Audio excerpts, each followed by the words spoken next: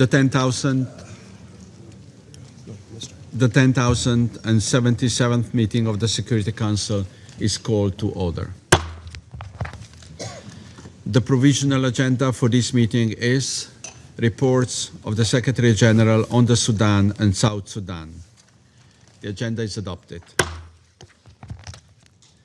In accordance with Rule 37 of the Council's Provisional Rules of Procedure, I invite the representatives of Egypt, Sudan, Turkey, and the United Arab Emirates to participate in this meeting?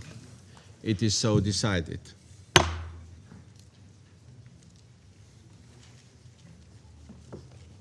On behalf of the Council, I welcome His Excellency Mr. Camille El Tayeb Idris, Transitional Prime Minister of the Republic of the Sudan, and I request the protocol officer to escort him to his seat at the Council table.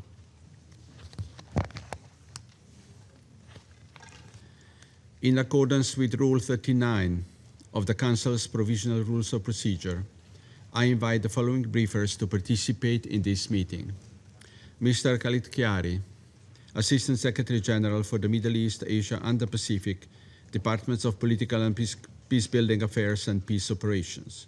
Ms. Eden Vosornu, Director of Operations and Advocacy, Office for the Coordination of Humanitarian Affairs, and Mr. Cameron Hudson, Independent Analyst and Consultant on African Security, Governance, and Geopolitics.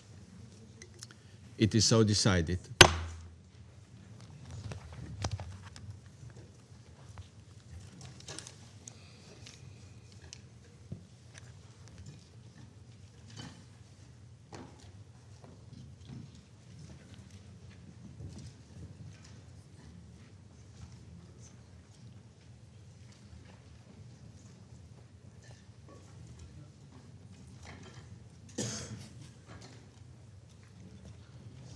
The Security Council will now begin its consideration of item 2 of the agenda.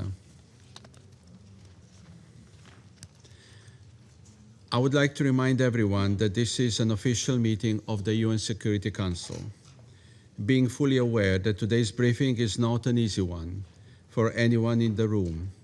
I would like to particularly remind all participants and speakers at today's discussion to engage in this meeting with utmost respect and to observe appropriate standards of tone, wording, and content in their remarks. I now give the floor to Mr. Khaled Kiari. Mr. President, since the Secretariat's last briefing on Sudan in October, the conflict has again intensified, confirming fears that the dry season will bring increased fighting and renewed attacks on civilians. Each passing day brings staggering levels of violence and destruction. Civilians are enduring immense and unimaginable suffering with no end in sight. In recent weeks, the conflict has centered in the Kordofan region, where the Rapid Support Forces have made significant territorial gains. On 1 December, the Rapid Support Forces captured Baba Nuza in West Kordofan, followed on 8 December by their capture of Heglig in South Kordofan, an oil field and critical processing station for South Sudanese crude oil pumped to Port Sudan for exportation. Kadugli and Diling, both in South Kordofan, are now under tightening siege conditions. Reports indicate that Sudanese armed forces personnel withdrew from Baba Nuza and Heglig into South Sudan, and that South Sudanese forces moved into Sudan to protect the Heglig oil infrastructure. Beyond Heglig, movements of armed groups across Sudan and South Sudan's border have been reported in both directions, with potentially destabilizing effects for both countries. These developments reflect the increasingly complex nature of the conflict and its expanding regional dimensions. If unaddressed, Sudan's neighbors could become embroiled in a regional conflict in and around Sudan. Mr. President, for months, the United Nations High Commission for Human Rights has warned of the dangers of the escalation of hostilities in the Kordofan region and called for urgent action to prevent the repetition of atrocities documented in North Darfur and El Fasher in particular. A particularly alarming feature of the conflict is the growing use of indiscriminate drone strikes by both parties, which are causing significant civilian deaths. On 4 December, drone strikes in Kalogi, South Kordofan, hit a kindergarten and then the hospital where victims of the initial attacks had been taken for treatment. More than 100 people were killed in this despicable attack, including 63 children. On 13 December, drone attacks targeted the UN logistics base at the Joint Border Verification and Monitoring Mechanism headquarters in Kadugli, South Kordofan. 6 members of the Bangladeshi peacekeeping contingent serving with the United Nations Interim Security Force for ABA, UNISFA, were killed and 9 others injured. UNISFA has launched an investigation and is working to preserve evidence under challenging circumstances that would help identify those responsible. Due to prevailing insecurity, all UNISFA personnel are being evacuated from Kadugli until further notice. As the Secretary General has stressed, attacks targeting United Nations peacekeepers may constitute war crimes under international law and called for accountability. The safety and security of our peacekeepers is non-negotiable. In addition to the rise in civilian death toll, there are concerns about increasing cases of detention of civilians accused by one party of, quote, collaboration, end quote, with the opposing sides. In November, OHCHR documented that 93 civilians were arrested and detained in the Kordofan region for reasons of collaboration. Mr. President, the continuous supply of weapons, increasingly sophisticated and deadly, remains a key driver of the conflict. Sudan is saturated with arms. Calls to end these flows have gone unheeded, and there has been no accountability. Meanwhile, the parties remain unwilling to compromise or de-escalate. While they were able to stop fighting to preserve oil revenues, they have so far failed to do the same to protect their population. The backers of both sides must use their influence to help stop the slaughter, not to cause further devastation. Mr. President, preventing a further deterioration of the situation and preserving the unity and territorial integrity of Sudan requires swift and coordinated action. The Secretary General's personal envoy of Sudan, Ramtan Al-Amamra, is in contact with both warring parties to encourage them to engage in discussions on concrete and implementable measures to de-escalate violence and advance the protection of civilians in Sudan. Personal envoy Al-Amamra is engaging closely with members of the Quad. Consistent coordination of peace efforts is essential to increase our collective impact. Equally important is the deepening collaboration among the quintet of multilateral organizations, the African Union, European Union, IGAD, the League of Arab States, and the United Nations. Together, we are currently focused on supporting an African Union-led inter-Sudanese dialogue that can pave the way for a credible, inclusive, and civilian-led transition. To support these efforts, the Office of Personal Envoy Al-Amamra is developing a consensus document aimed to synthesize the visions put forward by Sudanese political actors and prominent individuals. The goal of this exercise is to identify convergences in views that can assist Sudanese stakeholders in shaping a credible political horizon. To foster complementarity and coordination of peace efforts, preparations are underway for the 5th consultative meeting on enhancing coordination of peace initiatives. The next meeting is expected to be held in Cairo, Egypt, in early 2026. Mr. President, as mediation efforts continue, the strong support of this Council is needed. With the conflict nearing the tragic milestone of 1,000 days, the Secretary General has renewed his call on the parties to agree on an immediate cessation of hostilities and to re-engage in talks toward a lasting ceasefire and an inclusive and Sudanese-owned political process. We urge the Council to send a clear, united message. Those who enable this war will be held accountable. We also look to the Council to use all the tools at its disposal to demand peace, protect civilians, and ensure accountability for violations of international law. The United Nations is fully committed to working with all international actors to end the violence and to support an inclusive path towards peace and security for the sake of people of Sudan and regional stability. Thank you, Mr. President.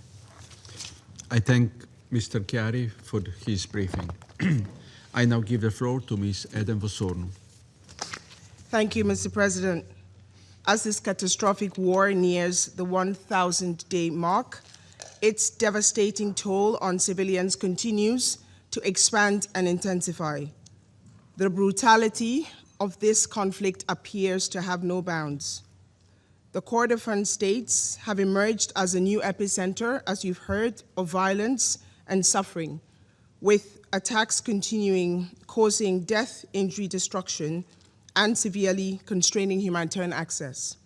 As you have heard from DPPA in South Kordofan State, more than 100 civilians were killed in drone strikes between 4 and 16 December, according to United Nations High Commissioner for Human Rights. This includes strikes on a kindergarten and a hospital in Kalogi on 4 December, which killed, again, at least 89 civilians, including 8 women and 43 children. Sieges around the towns of Kadugli and Diling have tightened, with deadly shelling and drone strikes continuing.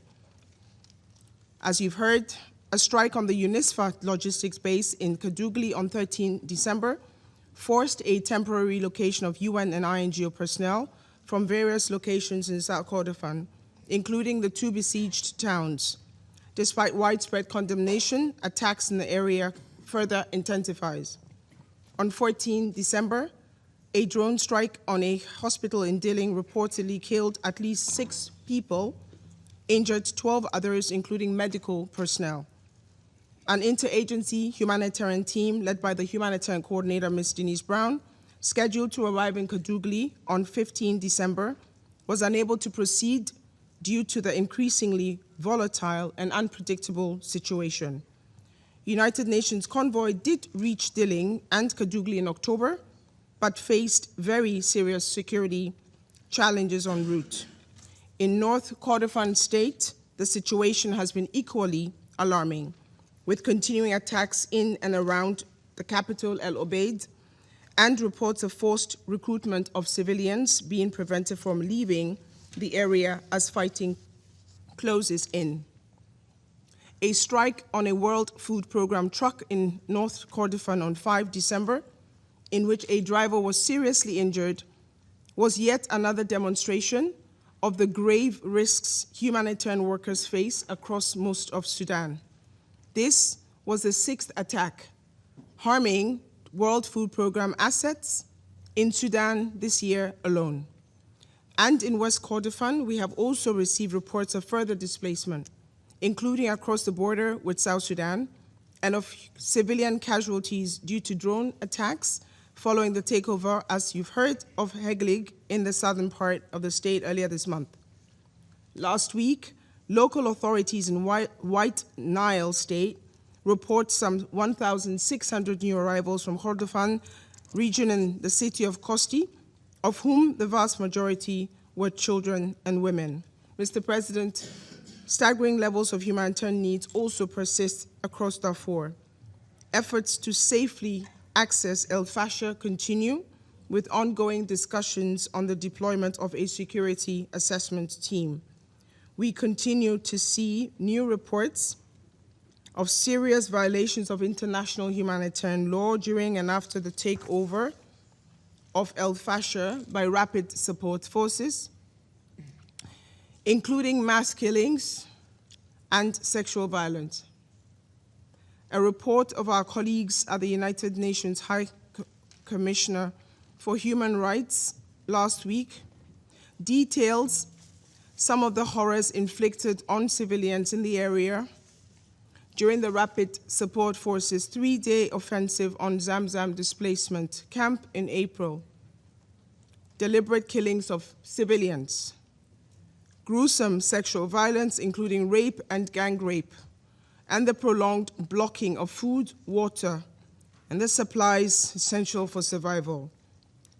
Humanitarian responders in Tawila and Adaba and other areas are struggling to fully cover the needs of new arrivals from El Fasher, with resources and capacities severely stretched, despite new injections of funding from the Central Emergency Response Fund and the Sudan Humanitarian Fund. And while much of the focus of the Council's recent discussions has been on El Fasher, and its areas, surrounding areas, we must also highlight the very serious humanitarian situations in other parts of Darfur.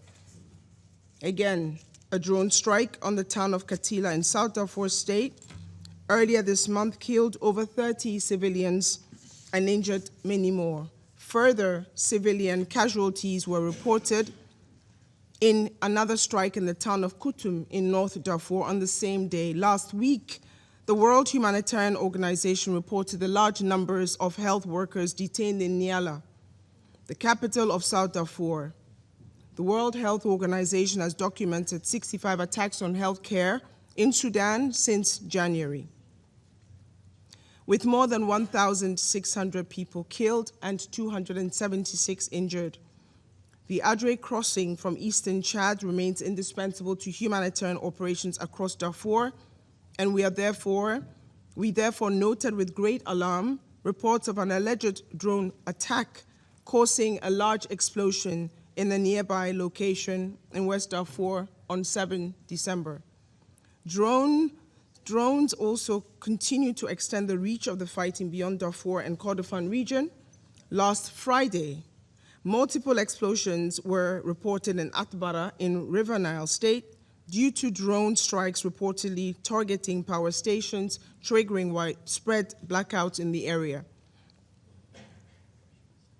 We have teams in all these locations. Mr. President, this is OCHA's 10th briefing to the Security Council on Sudan this year. Month after month, we have highlighted deadly attacks against civilians, spiraling needs, and the complex array of impediments that delay or block efforts to reach the millions of people who require urgent, life-saving humanitarian support. We have urged the Council to use its collective influence and the full set of tools at its disposal to reduce the unacceptable risks civilians continue to face. We have pressed for de-escalation and peace. We have appealed for additional funding so that the local and international responders working in nearly impossible circumstances have the support and resources they need to deliver their work. But over the past year, we have seen yet more atrocities and a further hardening of the apparent impunity that fuels them. Increasingly sophisticated weaponry flowing into the country has caused the violence to spread further, deepening food insecurity and new areas falling into famine conditions. Additional waves of displaced civilians fleeing for their lives, including across borders, with broader regional destabilization effects growing. Humanitarian organizations being forced to cut back on life-saving programs just as the needs continue to grow. Relentless attacks on humanitarian personnel and health workers. Repeated targeting of essential infrastructure. Despite the challenges, Mr. President, the humanitarian response continues, with 16.8 million people receiving some form of humanitarian support since January this year alone. Our system is under unprecedented strain and increasingly under direct attack, but it continues to deliver. Mr. President, as the Emergency Relief Coordinator, Tom Fletcher said during his briefing to this Council in October, we need to find ways to act with greater courage and collective purpose in the face of this absolutely devastating crisis. We therefore renew our call for urgent concerted engagement and action along 3 tracks. First, on protection, the Security Council must send a strong, unequivocal message that attacks directed against civilians, indiscriminate attacks, sexual violence, and other shameless violations of the most basic tenets of international humanitarian law will not be tolerated. Women continue to carry a disproportionate share of this crisis. The Council cannot allow the horrors that unfolded in Al-Fasher, despite repeated warnings, to occur again in El Obeid, again in Kadugli, in Dilling, or elsewhere. You should please use your collective influence with the warring parties. Second, access. humanitarian workers, including the local partners who remain at the forefront of our collective efforts. Our dear humanitarian colleagues must be able to do their work safely and without interference. We continue to strengthen the United Nations presence on the ground in all areas of need, including across the Darfur and Kordofan regions. We have colleagues in these locations. We do not feel safe. Our courageous teams need clearer guarantees so that they can operate safely. Life-saving humanitarian supplies need to flow freely via all necessary routes, whether across lines or borders. In this regard, I note our appreciation to the Sudanese and Chadian authorities for having kept the crucial Adre border crossing available for humanitarian movement. We renew our request that this authorization be extended indefinitely and that increased support for host communities and refugees in Chad and other areas continue, in other neighboring countries. And finally, peace. With another grim milestone in this nightmarish war approaching, renewed efforts are needed now more than ever to halt the fighting, to stop the arms flow that are fueling the conflict, and to move the parties towards the inclusive and lasting nationwide ceasefire that is so desperately needed. I thank you. I thank Ms. Vosorno for her briefing. I now give the floor to Mr. Cameron Hudson. Thank you, Mr. President, members of the Security Council. I'm grateful for the opportunity to discuss the evolving crisis in Sudan and to offer my perspective as an independent political analyst who has spent nearly 25 years engaged in international efforts to achieve a lasting peace, civilian rule, and enduring stability in this increasingly contested country and region. At no point in Sudan's modern history has the state, its institutions, or its people been under such enormous threat from both internal and external forces. The risk of partition, breakup, and new catastrophic levels of violence and death are real and will be further realized if aggressive actions are not taken to end the fighting. Be assured, the effects of such an outcome will not be confined to Sudan, but will destabilize an already fragile Horn of Africa and send shockwaves of refugees and extremists across the Sahel, the Red Sea, and the Mediterranean. For nearly 1,000 days, Sudan has been under attack. In that time, this body has warned of the risk of mass atrocities and state fracture. But talk of warning ignores what is already happening. The question is whether, when faced with these shocking realities, the international community will cease simply admiring the problem and take measurable actions that impose costs on the perpetrators and their enablers, offer hope to the victims, and compel the parties towards peace. The same question was posed at the start of the war, when the RSF sacked the West Darfur capital of Jenaina in a bout of violence so vicious and intentional that the Biden administration then called it what it was: genocide. Had the world responded to that killing with adequate resolve, perhaps we would not be here today. Instead, we are seeing a severe escalation of this conflict. Since the Rapid Support Forces militia completed their takeover of El Fasher in October, the truth around what has transpired is only beginning to emerge. Their crimes represent the worst transgressions of this war, and possibly in all of Sudan's modern history. There is simply no comparison. A city of roughly 1 million people a year ago, El Fasher today has only 70 to 100,000 people remaining. As many as 150,000 are unaccounted for, and thousands, if not tens of thousands, have been killed. The only thing worse than these crimes is knowing that they are not over, and that they will be repeated in the days, weeks, and months ahead if you do not respond. The RSF has now set its strategic sights on the neighboring Kordofan states.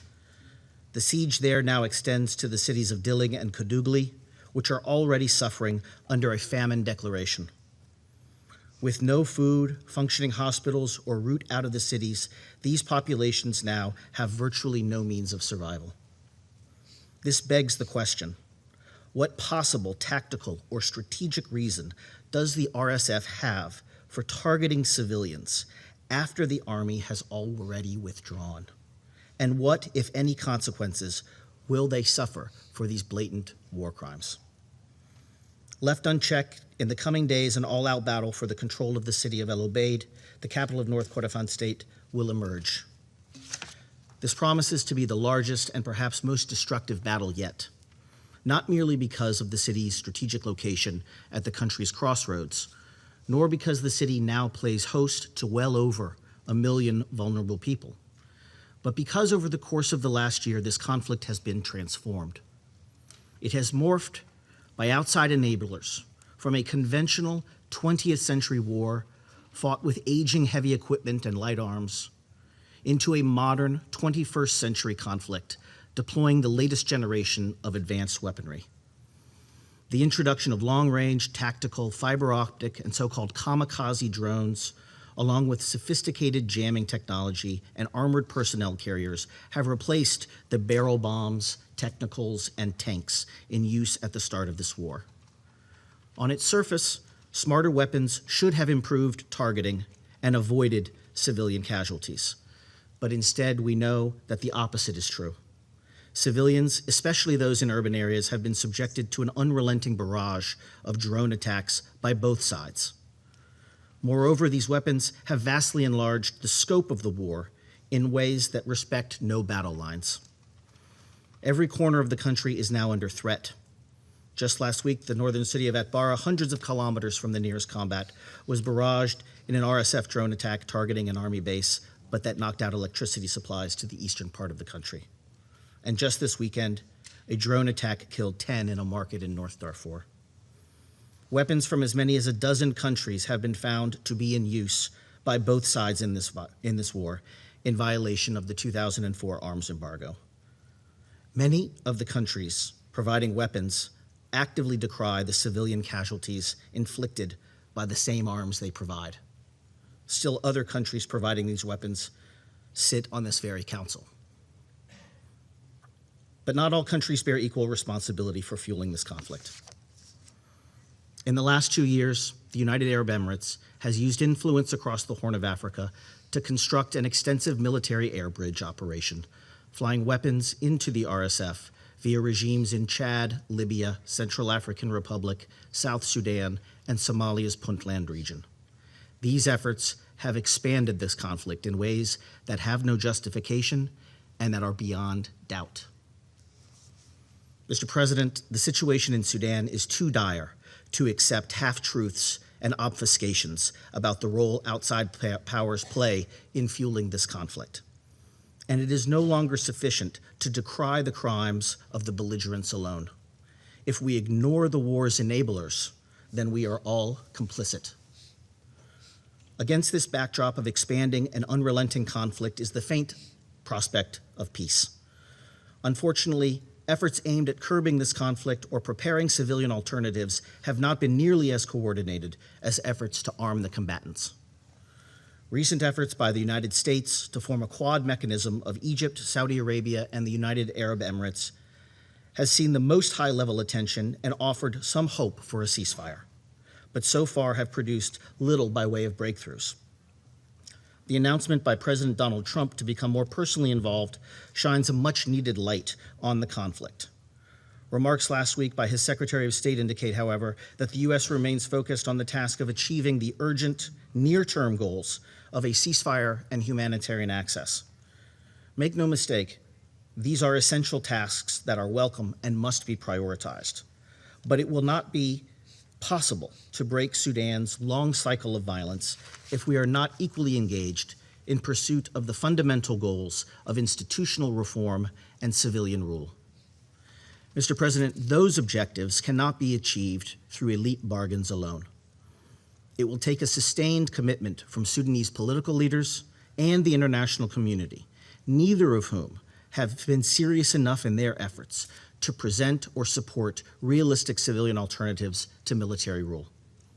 But the Sudanese cannot do it alone. Just last week, in a sign of Sudan's tightening civic space, peaceful protesters marking the anniversary of the popular revolution that removed President Omar al-Bashir from power were met with tear gas. Other pro-democracy leaders have been harassed, detained, and even disappeared by recidivist forces within the apparatus who fear the long-term erosion of power. It must be said on this score, the disparate efforts under the African Union and the Secretary General's personal envoy to engage civilian voices have been insufficient to match the urgency of the moment. Nonetheless, these institutions, along with other organizations making up the quintet, remain the best placed to offer opportunities to build broad-based coalitions and heal the social fabric that has been shredded by this war, and create alternatives to rule by force. But those efforts must be unified under a shared mandate. In this regard, we must also not lose sight of the complicated local level, ethnic, social, and resource-based conflict drivers that are too often overlooked in external analyses, but have been exacerbated by this war. In many places, these dynamics drive local violence more than the national or international forces that we focus on.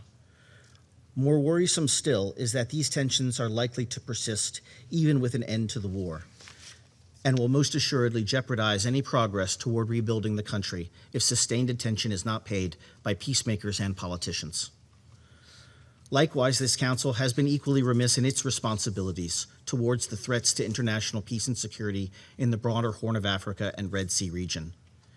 It is unconscionable that the international tools we have to end the conflict, punish the perpetrators, and prevent the expansion by outside actors are all 2 decades old, designed and implemented at a different time for a different conflict.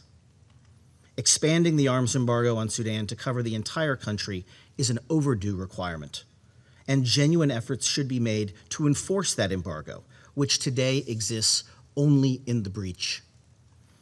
To that end, renewing and expanding UN sanctions on those actors and their accomplices who enable and carry out these crimes of international law must be supported. Talk of condemning impunity rings hollow unless it is backed up by tangible action. And finally, this body must urgently press the International Criminal Court to accelerate its long overdue investigation into the crimes committed at the start of the war, but should also revisit the scope of that mandate that you gave the court 20 years ago to cover all crimes committed in the course of this conflict, not merely those confined to Darfur. Lastly, this body should acknowledge the heroic and irreplaceable work being carried out by Sudan's own mutual aid groups. You should extend to them not only adequate financing to carry out some of the only humanitarian response happening in the country, but offer them greater flexibility in programming to support resiliency and eventually reconstruction efforts. These groups know better than we that which is needed to support their lives and livelihoods. At the same time, ongoing attacks against these groups by the belligerents must be condemned, and this body should extend to these heroes the full protection afforded other organizations under international humanitarian law. Mr. President, Sudan is today on the precipice of state collapse and risks an exodus of refugees and instability that will plague the Horn and Sahelian states for years to come if we allow it to fail. To avoid this outcome, this Council must acknowledge certain hard truths about this war, and even the complicity of many member states who have found profit and strategic advancement in this conflict. This is not simply a civil war between warring generals seeking power and personal aggrandizement. It is a fully internationalized conflict with arms, financial, and political networks extending across continents. In this light, the half measures, diplomatic ambiguity, and paralysis that have defined the international response have done nothing to counter these networks, and in fact have only encouraged the present calamity. If we think that these same networks won't support the region's next war in Chad or South Sudan or Ethiopia, then we are mistaken. Mr. President, Sudan cannot survive if any part of it is governed by a genocidal militia that can challenge the very existence of the state. But nor can it succeed if we allow extremist forces the chance to reemerge and restore their networks of influence that have tormented the region and the people of Sudan for nearly 3 decades. It will take concerted efforts by this body, Sudan's neighbors, and the wider region to pursue an outcome that allow competing interests to be met, the region to be stabilized, while reserving the latitude for Sudan's people to chart their path forward and realize the promise of their revolution. This is no simple task, but if this Council does not signal its intolerance for this war and its many abuses, and take immediate and meaningful steps to curb war crimes and advance the cause of peace, then I fear that Sudan's war will only be the prelude to wider bouts of regional instability to come. There is no time to waste. Thank you, Mr. President. I thank Mr. Hudson for his briefing. I now give the floor to those council members who wish to make statements. I give the floor to the representative of Algeria. Thank you, Mr. President. I have the honor to deliver this statement on behalf of the A3+, namely Guyana, Sierra Leone, Somalia, and my own country, Algeria. We wish at the outset to welcome the participation of His Excellency Idriss Kamil, Prime Minister of the Republic of Sudan, and commend his commitment to a peaceful and stable Sudan. We thank ASG Khaled Khiari and Director Edem Worsonu for their briefings. We also take note of the contribution of Mr. Cameron Hudson. President, almost 1,000 days have passed since the outbreak of the conflict of the dear nation, in the dear nation of Sudan. A conflict that continues to have devastating consequences for innocent civilians, including women and children, but also on the critical infrastructure of the country. We are appalled by the recent development in the Kordofan region, with reports of mass atrocities committed and where cities are still under siege, and civilian infrastructure, particularly hospitals, schools, and even kindergartens, have become the target of unmanned, or should I say, deliberately targeted aerial vehicle. In this regard, we wish to underline the following. First, addressing the catastrophic humanitarian situation must remain our common priority. While we commend the efforts deployed by the government of Sudan, we stress the need to sustain and reinforce these efforts. We also call for continued coordination with international partners for the delivery of humanitarian assistance to all those affected by the conflict. The alarming developments in Kordofan, combined with the already dire situation in Darfur, have naturally led to increased humanitarian needs. In this context, we commend the effort deployed by OCHA in engaging all actors on the ground, particularly the government of Sudan, to alleviate the suffering of innocent civilians. However, these international efforts cannot yield concrete results without predictable and sustainable financing for the humanitarian response plan, which is around 36% funded only. We therefore call for an urgent scaling up of international funding. Second, President, the solution to the conflict cannot be reached only through the use of force. Only inclusive dialogue and genuine negotiation can lead to a durable solution. Only that is Sudanese-led and Sudanese-owned, and enjoying support from the broader international community. There has to be a space for international diplomacy, for international mediation, to bridge the positions and views in full respect of the national sovereignty, unity, and territorial integrity of Sudan, with the single legitimate government.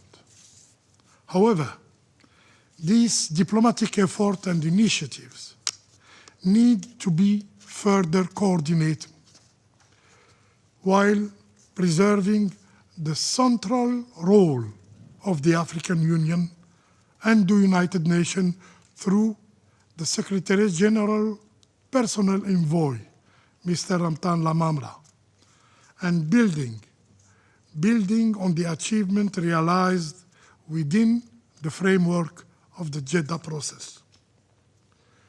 We encourage our Sudanese brothers and sisters to engage constructively in dialogue that can lead to a ceasefire and establish the foundations for a meaningful and homegrown peace process. Intensified diplomatic efforts are more than ever needed in these dire times to prevent further massacres and avert another tragic El-Fasher-like scenario in the Kordofan region. Also, we seize this opportunity to reiterate our rejection of the establishment of any parallel governing authority in Sudan that undermines the Sudanese state and risk the country's fragmentations. Third, President, the committed atrocities cannot go unpunished. The massacres perpetrated during this conflict, particularly those committed by the Rapid Support Forces in Al-Fasher, in Al-Janeina, in Zamzam camp, in Wad Madani, and in the Kordofan region, to mention only a few horrific cases. These massacres must be met with accountability. The Rapid Support Forces have not only demonstrated complete disregard for international law, but they have consistently broadcasted their heinous and barbaric crimes with complete impunity. Accountability must therefore be pursued using the available tools at the disposal of the international community.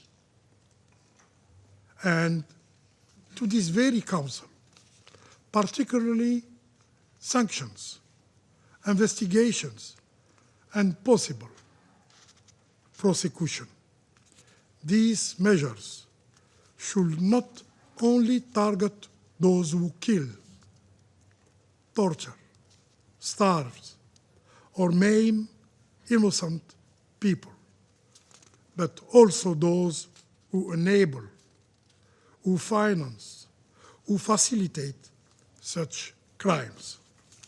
We strongly condemn the recent drone attacks against a logistical base of UN ISFA in Kadugli, which resulted in the death of 6 peacemakers from Bangladesh.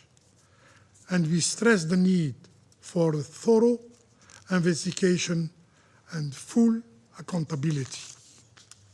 And we extend our deepest condolences to the families of the victims and to the government of Bangladesh. Mr. President, dear colleagues, we reiterate our call for the public and firm condemnation of the external interference in the Sudanese conflict, those enabling the slaughter of the Sudanese people through the supply of arms, drones, and mercenaries must be held accountable.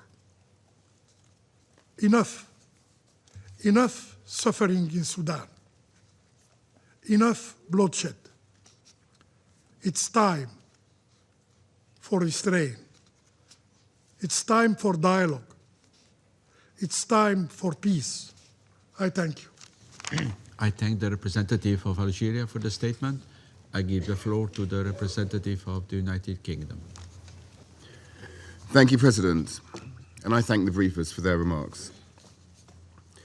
The United Kingdom condemns the drone strikes on the UNISFA base in Kadugli on 13 December, which killed 6 UN peacekeepers and injured 9 others.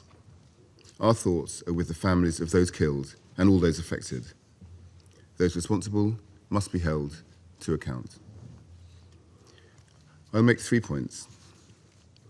First, as my Foreign Secretary has said, the atrocities in Sudan scar the conscience of the world. We all witnessed the horrific violence against civilians in El Fasher during the Rapid Support Forces assault, including reports of targeted killings, often on the basis of ethnicity, mass executions, torture, and sexual violence. And today, as we've heard in this room, the fighting is intensifying in the Kordofans region. These atrocities must end, and the perpetrators be held to account. This month, the UK sanctioned 4 senior RSF commanders suspected of atrocities in El Fasher. The United Kingdom has repeatedly condemned the violence perpetrated by both the RSF and the Sudanese armed forces since the conflict began. This includes reports of aerial bombardments, attacks on peacekeepers, food convoys, hospitals and schools, and the systematic use of rape, particularly impacting women and girls. We've also condemned restrictions on aid, including the expulsion of World Food Programme staff. We call on both sides to end the fighting and protect civilians. We also call for full compliance with the arms embargo and urge all states to refrain from providing financial or military support to the warring parties. Second, there is no military solution to this conflict. We call on both the SAF and the RSF to urgently agree a humanitarian pause and to advance a comprehensive, Sudanese-owned and civilian-led political transition. We particularly commend the United States' intensive leadership and mediation efforts, including through the Quad. We welcome the efforts of regional and international partners towards a political solution. We urge both the RSF and the SAF to engage in these processes in good faith. And we urge all those with influence over the warring parties to bring them to the negotiating table to seek a political resolution. Third, humanitarian access remains critical. Millions of Sudanese face the spread of disease, collapsing essential services, and the growing risk of famine spreading. It is essential that the Adre crossing remains open, and we condemn the reported drone strike there.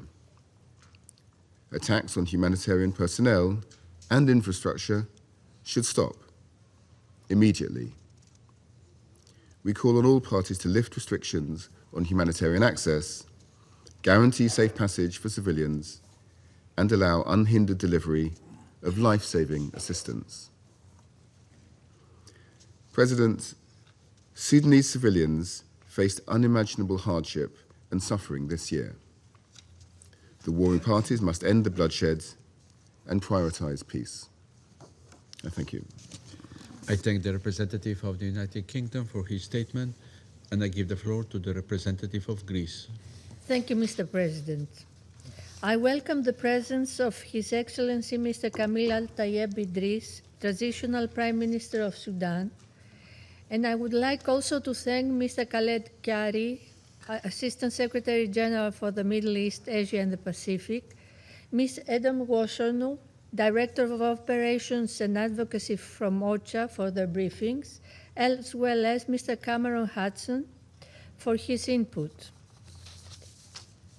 Greece, Mr. President, strongly condemns the deliberate drone attack of the 13th of December against the UNISFA logistics base in Katougli, South Kordofan, which resulted in the tragic loss of 6 Bangladeshi peacekeepers and injuries to several others. We extend our deepest condolences to the families of the fallen peacekeepers, as well as to the government and people of Bangladesh, and wish a swift recovery to those wounded.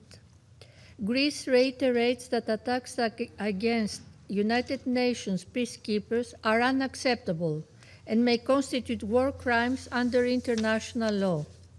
In this regard, we echo the Secretary General's statement of the 13th of December and fully support the press statement circulated by the United States.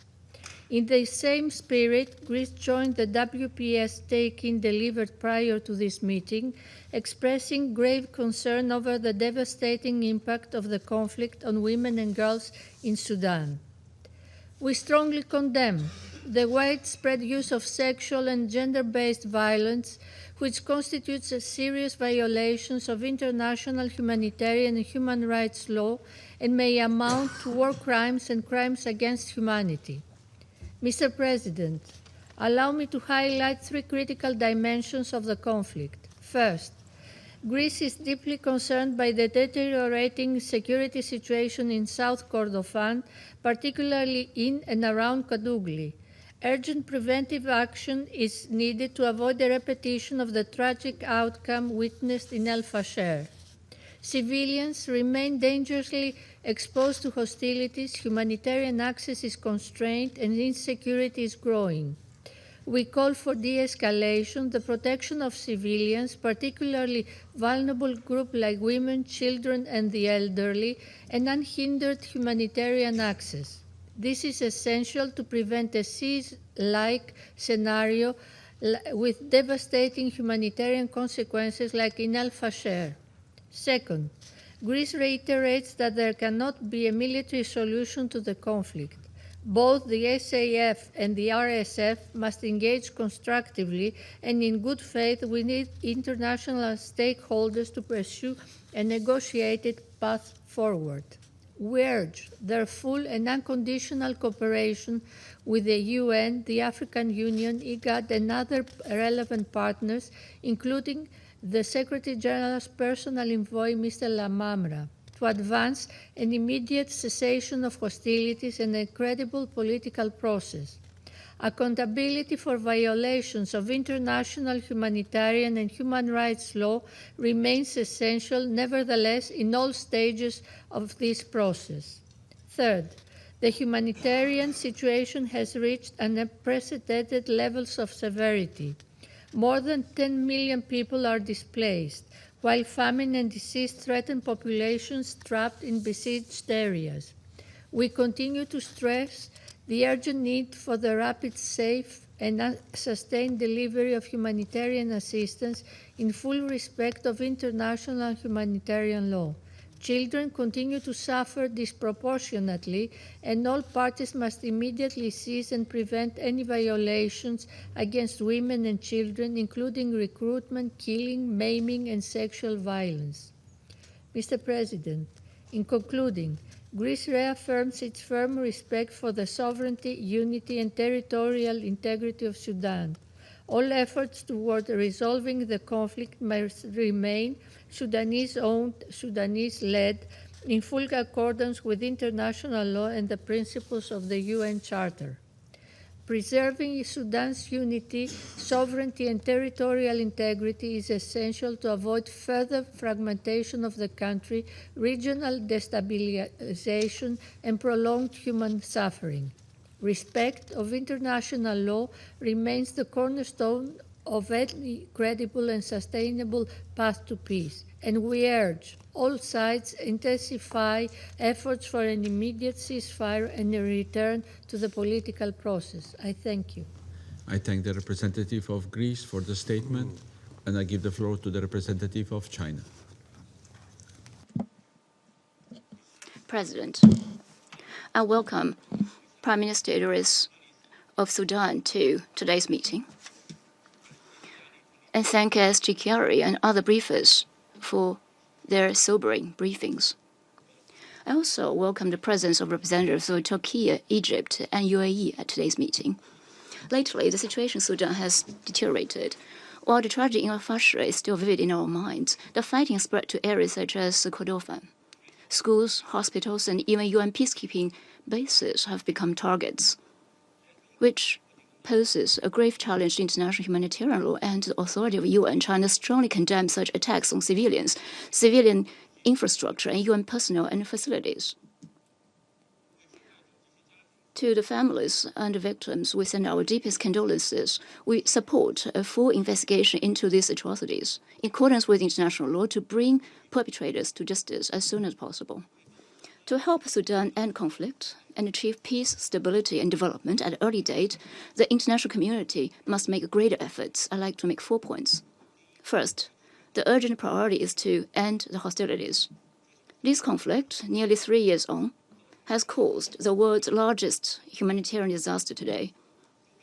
With neighboring countries grievously affected, we urge all parties to the conflict to prioritize the well-being of Sudanese people, heed earnestly the calls of the international community, immediately and unconditionally cease hostilities, explore a political solution through dialogue and negotiation, and effectively protect civilians, the safety and security of UN personnel and institutions. All external forces should refrain from providing military support to local armed groups and avoid adding fuel to the flame. Second, intensifying mediation efforts is a shared expectation. The international community looks to the UN, AU, the Arab League, IGAD, and other international and regional organizations to step up mediation efforts and achieve results at an early date. We must uphold the central role of the UN, support a personal envoy, the member in leading mediation efforts, support AU and other regional organizations in leveraging their respective strengths, and support countries with influence over the conflict parties in playing a constructive role to bring mediation efforts to early fruition for tangible results on the ground. Third, advancing the political process is an imperative. Prime Minister Idris said that he would present the Sudanese government's peace initiative, which China welcomes. It must be stressed that the conflict in Sudan must be resolved by the Sudanese themselves. All countries must respect Sudan's sovereignty, unity, and territorial integrity. The international community should continue to support the Sudanese government implementing political roadmap and support its people in exploring a development path and institutional arrangements suited to national conditions. No imposition of external solutions should be allowed. Acts that could lead to division must be opposed, and geopolitical manipulation be renounced. Fourth, scaling up humanitarian assistance is a practical necessity. In worsening humanitarian crisis, it is of critical importance to ensure sustained access and ordered distribution of aid supplies. China supports the Sudanese government in its continued coordination with UN humanitarian agencies to ensure the supply of essential items, including food, drinking water, and medicine, to meet people's basic needs. The UN Humanitarian Response Plan for Sudan and the Regional Refugee Response Plan are both underfunded. The international community, especially traditional donors, must increase their inputs and responsibly honor their humanitarian aid commitments. President, China has always maintained an objective and impartial stance on Sudan. Together with the international community, we will spend no effort in helping Sudan bring early end to the conflict, ease the humanitarian crisis, and achieve lasting peace, development, and prosperity. Thank you, President. The representative of China for the statement, and I give the floor to the representative of Republic of Korea. Thank you, Mr. President. I thank ASG Khalid Kiari, Director Adam Osorno, and Mr. Cameron Hudson for their sobering briefings. I also welcome the participation of His Excellency Mr. Kamil Idris at today's meeting. In every conflict, it's the civilians who suffer the most. In Sudan, however, their suffering has reached a level that can no longer be explained by battlefield dynamics alone. It is not incidental nor sporadic, but systematic and deepening, pointing to one of the most dangerous humanitarian crises we face today. As the catastrophe that has devastated Al Fashir now spreads into Kordofan, Sudan is being pushed further into crisis, testing the limits of international tolerance. Against this backdrop, I would like to make 3 points. First, the most urgent priority must be an immediate cessation of hostilities and full respect by all parties for their obligations to protect civilians. Despite Resolution 2736 and the humanitarian truce announced by the RSF, the siege of Al Fashir continues alongside further military operations in Kordofan, including attacks on hospitals and kindergartens, causing massive civilian casualties, many of them children. Equally alarming is the targeting of humanitarian actors, as seen in the recent attacks on World Food Programme convoys. The warring parties must ensure safe, unhindered, and sustained humanitarian access for all civilians in need. This includes securing the Adre border crossing. Such access must never be politicized. A commitment to ensuring the flow of humanitarian aid must be demonstrated through concrete actions, not words. Second, the entrenched culture of impunity in Sudan must be dismantled. We strongly condemn the drone attacks in Kadugli on 13th December that killed and injured UNICEF peacekeepers. As underscored in the recent Council's press statement, attacks against the UN peacekeepers may constitute war crimes, and those responsible must be held fully accountable. Indeed, accountability must extend beyond this incident and apply to every individual and entity responsible for violations of international humanitarian and human rights law. At the end of last year, the 1591 committee designated additional individuals under the Sudan sanctions regime. In October this year, the International Criminal Court delivered its first conviction related to past atrocities in Darfur. These are important signals that indicate serious crimes will not go unpunished. The Council must build on this momentum by rigorously reviewing the existing sanctions frameworks, notably additions to the sanctions list, and promoting full and effective implementation of the arms embargo.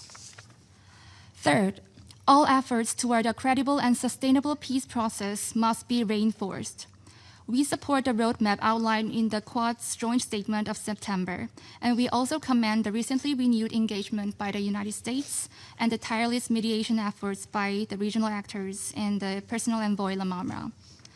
Ultimately, the international community can help end Sudan's war not by sponsoring either side's military victory, but by acting as a mediator or guarantor of a political process whose outcomes can be sustained over time.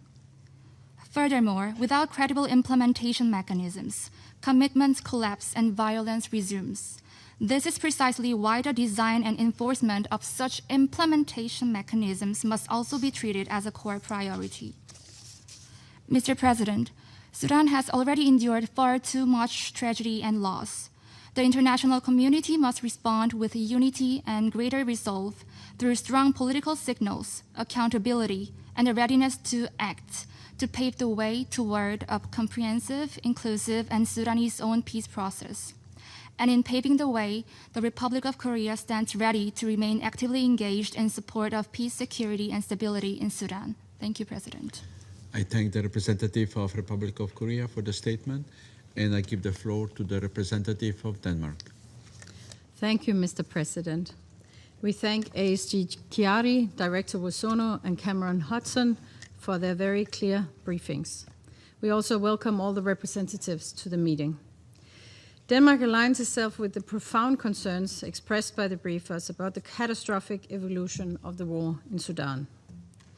The people of Sudan are paying an unbearable price. Last week, over 100 people, including 43 children, were reported killed in a horrifying attack on a hospital and kindergarten in South Kordofan. These are not isolated incidents. The cries of the Sudanese people have for too long been met by weapons and violence. We've also recently seen a drone attack on UNISFA peacekeepers in Kadugli, which led to the tragic loss of 6 peacekeepers. We condemn this attack in the strongest term and call for a comprehensive investigation. Mr. President, this situation simply cannot continue. I have 3 messages. First, this war is a struggle between armed actors who have shown scant regard for Sudan's civilians. There is still no ceasefire, nor a credible, unified political process towards a civilian-led transition free from coercion of armed actors. There is no willingness for warring parties to come to the negotiation table. We implore the warring parties to immediately agree on a ceasefire and create space for a genuine, inclusive, civilian-led process capable of preserving Sudan's unity and lifting the country out of this tragedy. To external actors who continue to supply arms or provide other forms of military support, we urge you to stop fueling this war. You must comply with the arms embargo issued by this Council. Thousands have died and millions of innocent people continue to suffer. We support efforts of regional and international mediators, including the AU, UN, IGAD, the League of Arab States, the EU, and the Quad. These efforts must respond both to the needs of the Sudanese people and to the lack of political will by the parties to silence the guns. This requires a unified diplomatic front by the international community, consolidation of mediation tracks, targeted sanctions, no external military interference, and real accountability. Civilian voices, including women's, must also be heard. Mr. President, my second point. Frontlines have expanded from Darfur into large parts of Kordofan and beyond.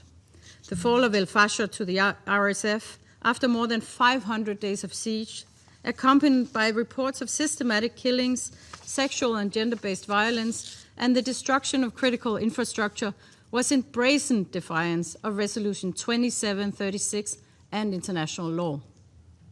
We strongly condemn the RSF for these attacks, which must be comprehensively investigated with full accountability for those responsible, including through targeted sanctions. The European Union has adopted restrictive sanctions against the RSF's second-in-command. These events represent only a fraction of the atrocities committed. We stress that all perpetrators must be held to account for grave violations, regardless of affiliation. Mr. President, my final and third point. Nearly 14 million people, a quarter of the population of Sudan, have been forced to flee their homes, either internally or into neighboring countries. Famine continues to spiral in El Fasher and Kadugli as markets collapse, livelihoods are destroyed, and access to basic services disappear. This disaster is compounded by lack of adequate funding. We pay tribute to neighboring countries who have kept their borders open for hosting millions of refugees. We continue to urge warring parties to lift access restrictions and provide unconditional security guarantees for humanitarian actors, as well as to allow safe and unhindered passage for civilians fleeing violence. We urge the Sudanese authorities to keep the outer border crossing open, as it is a lifeline for millions of civilians in Darfur. Mr. President, in closing, this brutal war has been going on for too long. We urge the warring parties to respect the commitments set out by this Council and take genuine action to put Sudan on a path to peace. I thank you. I thank the representative of Denmark for the statement, and I give the floor to the representative of Pakistan. Thank you, Mr. President. We welcome the participation of His Excellency Mr. Kamil Idris, Prime Minister of Sudan, amongst us today. We thank you, Mr. President, for convening this meeting at the request of Sudan, supported by several Council members, including Pakistan, in the context of the grave and escalating security situation in the country. We thank ASG Khalid Khayari and Director Edem Vusornu of OCHA for the insightful briefings. We also take note of the remarks by the CSO representative, Mr. Hudson. As we heard from the briefers once again, Sudan's crisis is deepening, and the cost is being paid most acutely by the civilians. Even the United Nations peacekeepers have not been spared. Pakistan condemns the attack on UNISFA peacekeepers serving in Kadugli in what has been described as a deliberate drone strike against UN premises. We convey our deepest condolences to the government and the people of Bangladesh and to the families of the 6 fallen peacekeepers, and wish a swift recovery to those injured. Attacks against peacekeepers are unacceptable and amount to war crimes. Those who target UN personnel must be identified and held accountable. Mr. President, this attack did not occur in a vacuum. The Secretary General's latest report on UNISFA had warned of the growing threats to peacekeepers, including the persistent encroachment of the rapid support forces in UNISFA's operating environment. Nor is Kadugli unfamiliar terrain for such violations. We had already witnessed the appalling kidnapping of 60 peacekeepers and the seizure of UN assets and fuel trucks by RSF earlier this year. This Council carries a responsibility to ensure that peacekeepers are not left exposed to predictable threats without consequence for those who attack them. Mr. President, only last week we heard UN officials caution against the risk of Al-Fashir-type atrocities now happening in Kordofan, where RSF has been on a rampage, including killing of children in a kindergarten and attacks on schools and hospitals. The atrocities committed by RSF in Al Jenaina and Al-Fashir are still fresh in our memories. Before Al-Fashir fell, this Council and the broader international community were warned repeatedly of the consequences of inaction. Resolution 2736 demanded that the siege of Al-Fashir be lifted and called for protection of civilians and humanitarian access. Yet, we saw defiance on the ground, followed by catastrophic outcomes, undermining the credibility of the Council. The lessons from these massacres are clear. Where siege tactics, starvation, indiscriminate attacks against civilians are not stopped, more grave atrocities follow. We cannot allow Kordofan to become the next chapter in the same tragedy. Recent developments, including attacks on towns such as Baba Nusa and Higlig, underline the risks of regional spillover in Abyei and South Sudan. Mr. President, humanitarian imperatives must also remain central to the Council's work in Sudan. The situation being reported from Kordofan and Darfur, besieged communities, collapsing services, restricted movement, and attacks on aid convoys demands our immediate attention. Sustained, safe, and unimpeded humanitarian access must be provided by all parties, and humanitarian routes should be kept open and protected. Mr. President, Pakistan has consistently encouraged the Council to welcome the steps taken by the Sudanese government in pursuance of its transitional roadmap, including the appointment of Prime Minister, His Excellency Mr. Kamil Idris, and his technocratic cabinet, tasked with alleviating humanitarian suffering and advancing an inclusive political transition. There is no military solution to this conflict. The only durable path forward lies in a political dialogue and reconciliation.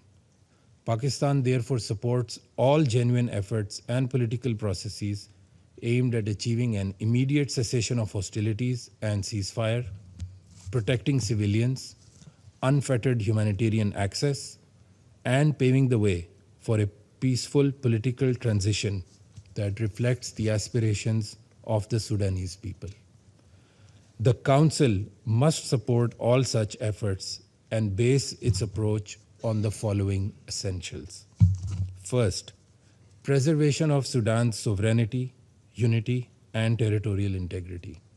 Second, rejection of any so-called parallel government or structures which undermine state institutions and risk fragmentation of the country. Third, immediate cessation of hostilities and ensuring protection of civilians, including urgent steps to prevent mass atrocity risks in Kordofan. Fourth, unimpeded humanitarian access to all people in need of assistance all across the country. Fifth, ensuring greater coherence and complementarity between the various peace initiatives and mediation tracks that are currently active for the achievement of our common objectives.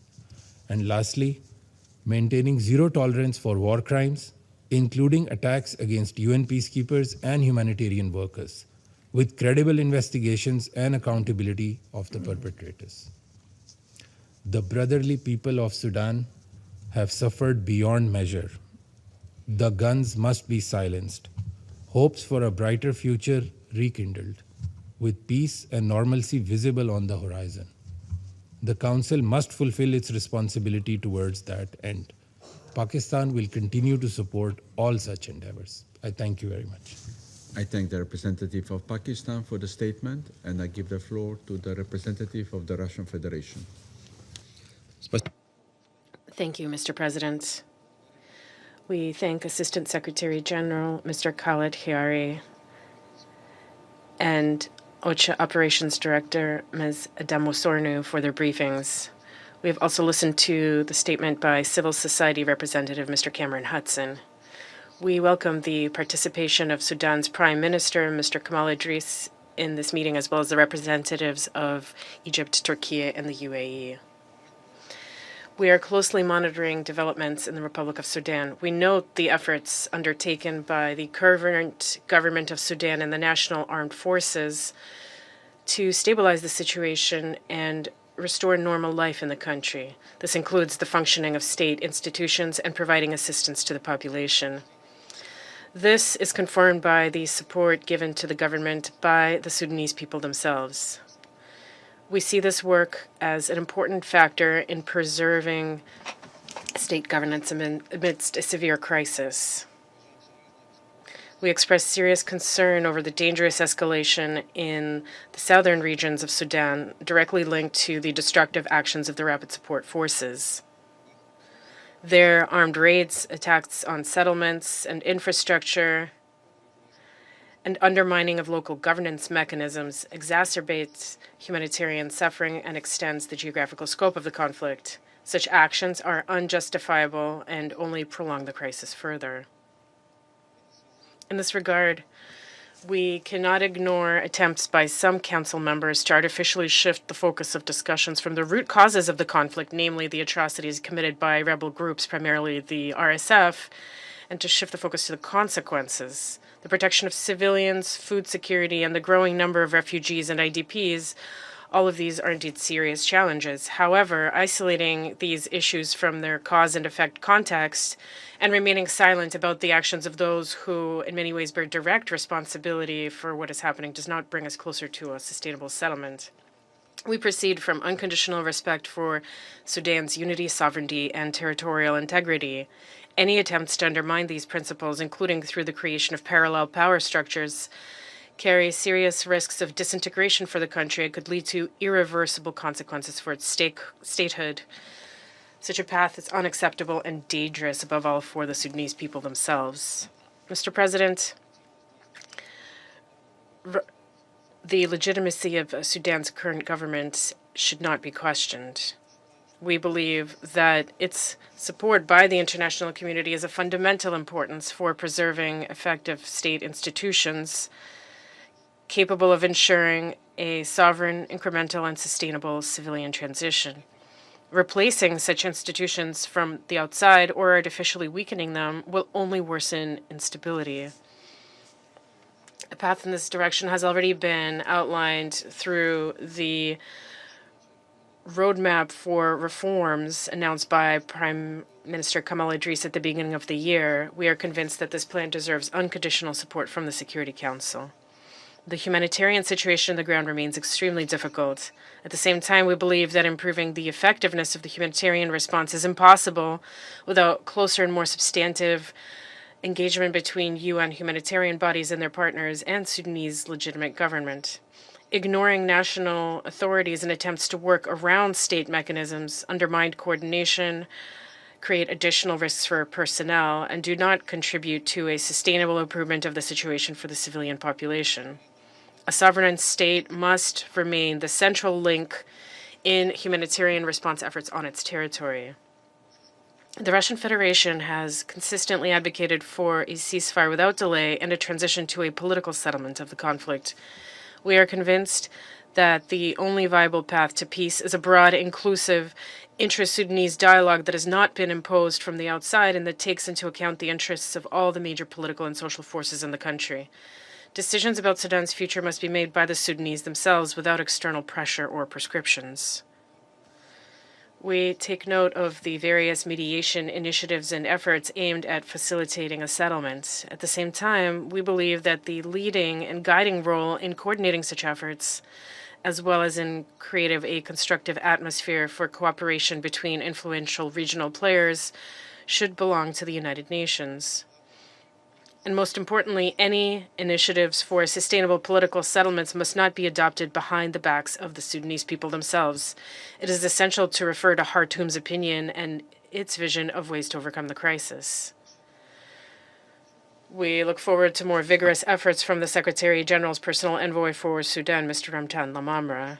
We hope that following his contacts with the opposing sides and regional partners, the Council will have concrete, well-considered proposals on the parameters for a fair political settlement without infringing on the sovereign right of the Sudanese people to independently determine the future configuration of their state.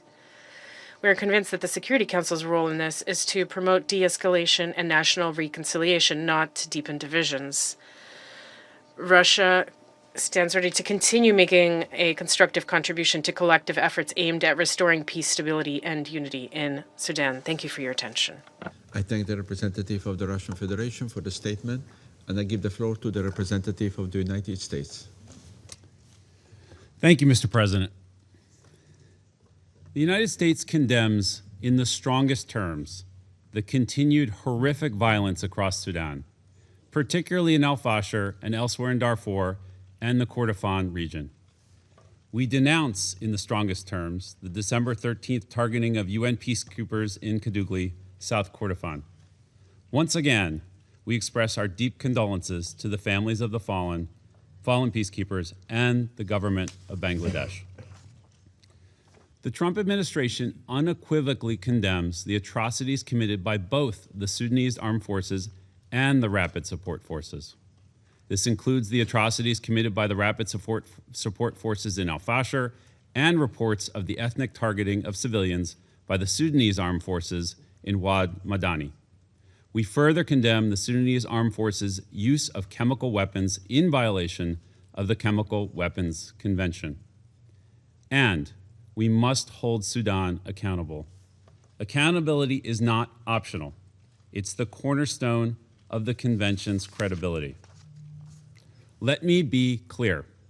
The onus is on the Sudanese armed forces and the Rapid Support Forces to end this horrifying conflict now. Under President Trump's leadership and at his direct instruction, Secretary Rubio and Senior Advisor Boulos have offered a way forward via a humanitarian truce. We urge both belligerents to accept this plan without preconditions immediately. We also call on all parties to honor their humanitarian commitments, including refraining from attacking civilians and allowing full, safe, and unhindered humanitarian access throughout the country. It is imperative that the relevant authorities extend the opening of the Adre border crossing with Chad past December 31st. There should not be any preconditions to humanitarian assistance delivery or politicization of access. This devastating war, the fall of al-Fashir, the escalation of the conflict in the Kordofan region, and years of conflict in the heart of Khartoum would not be possible without external financial and military support to the warring parties.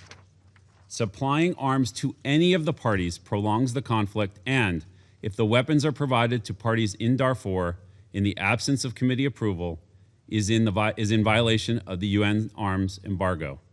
This needs to stop. Finally, we encourage the 1591 Committee to utilize the tools at its disposal, including sanctions, to hold to account those who are committing violations of international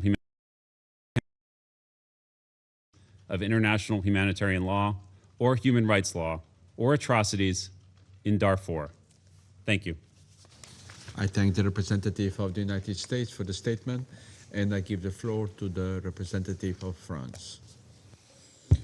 Monsieur le Président, je voudrais tout d'abord remercier le secrétaire général, M. Khaled Khari, et la directrice des opérations du BCH, Mme Eden Wassornou, pour leurs interventions, ainsi que M. Cameron Hudson pour ses remarques. Nous nous réunissons aujourd'hui pour répondre au conflit au Soudan, dont la population civile soudanaise est la première victime. Les forces armées soudanaises, les forces de soutien rapide et leurs alliés poursuivent leurs affrontements meurtriers, notamment au Kordofan. Des acteurs extérieurs continuent de les alimenter, y compris en violation de l'embargo sur les armes au Darfour, renouvelé à l'unanimité en septembre dernier. Ces actions amplifient la régionalisation du conflit. Et cette régionalisation du conflit est déjà en cours, et elle représente une menace durable pour la sécurité et la stabilité de la Corne de l'Afrique, mais aussi de l'Afrique du Nord, de l'Afrique centrale et de la mer Rouge. Le samedi 13 décembre, une attaque de drone à Kadougli contre une base de la Force intérimaire de sécurité des Nations Unies pour Abyei, la FISNUA, a coûté la vie à 6 casques bleus du Bangladesh et fait 9 blessés. La France condamne cette attaque avec la plus grande fermeté et exprime sa solidarité avec le Bangladesh. Elle adresse ses condoléances aux familles et aux proches des soldats décédés, ainsi que ses vœux de prompt rétablissement aux blessés. Les responsables de cette attaque devront être identifiés et répondre de leurs actes. Monsieur le Président, je voudrais faire 3 remarques dans le cadre de cette réunion du Conseil de sécurité. Tout d'abord, la France condamne fermement les violences systématiques et persistantes infligées aux civils. À El-Fasher, les forces de soutien rapide ont commis des atrocités en violation du droit international humanitaire et du droit international des droits de l'homme. Dans les faits, aucune mesure effective n'est venue donner corps à leur annonce pour mettre en œuvre une trêve humanitaire. Les forces de soutien rapide doivent immédiatement garantir sans discrimination la protection des civils, faciliter les accès humanitaires et tenir pour responsables les auteurs de crimes dans leur rang. Monsieur le Président, nous sommes également préoccupés par les rapports faisant état de violations perpétrées par les forces armées soudanaises, y compris les rapports dans la presse s'agissant d'incidents liés à l'emploi d'armes chimiques. Les forces armées soudanaises doivent sans délai adhérer à la trêve humanitaire proposée par les États-Unis dans le cadre du Quad. Par ailleurs, toutes les parties en présence doivent se conformer au droit international humanitaire, notamment à l'obligation de garantir l'acheminement rapide et sans entrave d'aide alimentaire, de médicaments et de fournitures essentielles. Elles doivent respecter leurs obligations au titre de la résolution 2736 du Conseil de sécurité, ainsi que les engagements pris dans le cadre de la déclaration de Jeddah, incluant la protection des civils et des travailleurs humanitaires. Il est intolérable que la faim et la famine persistent à cause du cynisme des parties au conflit. Ensuite, il importe de rappeler que les paramètres de résolution de ce conflit sont bien identifiés. Conclusion d'un cessez-le-feu assorti d'un processus de paix. Des efforts sont en cours pour parvenir à une trêve humanitaire, notamment à travers l'action du Quad pour le Soudan, laquelle rappelle la nécessité de relancer un processus de transition inclusif et transparent qui ne soit contrôlé par aucune des parties au conflit. La France soutient le Quad, de même que tous les efforts en faveur de la paix au Soudan, notamment le travail de l'envoyé personnel du secrétaire général, M. Ramtan Lamamra, ainsi que l'implication dans la résolution de crise de l'Union africaine, de l'IGAD, de la Ligue des États arabes et de l'Union européenne. Monsieur le Président, le dialogue interactif informel, organisé à la demande du Danemark et du Royaume-Uni le 16 décembre dernier, a permis d'exprimer le soutien du Conseil à ces médiations et à leur coordination. Cette réunion a été l'occasion de rappeler l'importance d'une pleine inclusion de la société civile soudanaise dans toute sa diversité, et en particulier l'inclusion des femmes soudanaises dans les processus politiques en vue de parvenir à une paix durable. C'est cette société civile qui agit aujourd'hui en première ligne pour soutenir les populations affectées par les combats. À travers notamment les salles d'intervention d'urgence, ERR, cette société civile porte l'espoir d'un Soudan pacifié, uni et non militarisé. Enfin, le Conseil de sécurité doit peser de tout son poids pour accompagner les efforts de paix. C'est une nécessité pour appeler les parties au conflit à s'engager de toute urgence et de bonne foi dans des négociations en vue d'une solution politique. C'est également une nécessité pour tenir comptable les responsables d'atrocités contre les civils. La France soutient, en ce sens, le recours aux sanctions individuelles au titre du régime 1591.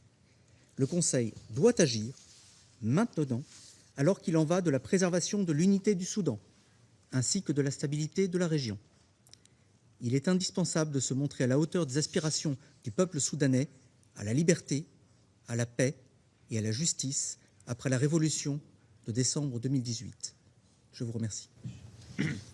I thank the representative of France for the statement, and I give the floor to the representative of Panama. Gracias, señor presidente. Panamá agradece las intervenciones del secretario general adjunto, Khaled Chiari, de la señora Edem Wosurno, de la Oficina para la Coordinación de Asuntos Humanitarios, y analista independiente, señor Cameron Hudson. Damos la bienvenida a su excelencia, doctor Camil Idris, primer ministro de la República de Sudán, y agradecemos su participación en esta reunión.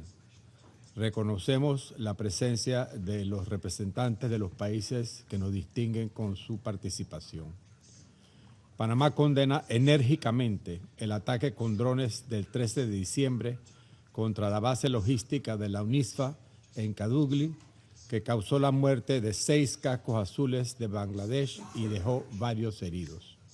Extendemos nuestras condolencias al gobierno y al pueblo de Bangladesh, así como a las familias de quienes dieron su vida mientras servían bajo la bandera de las Naciones Unidas. Hacemos eco del comunicado del secretario general en afirmar que los ataques contra el personal de mantenimiento de la paz son injustificables y pueden constituir crímenes de guerra conforme al derecho internacional.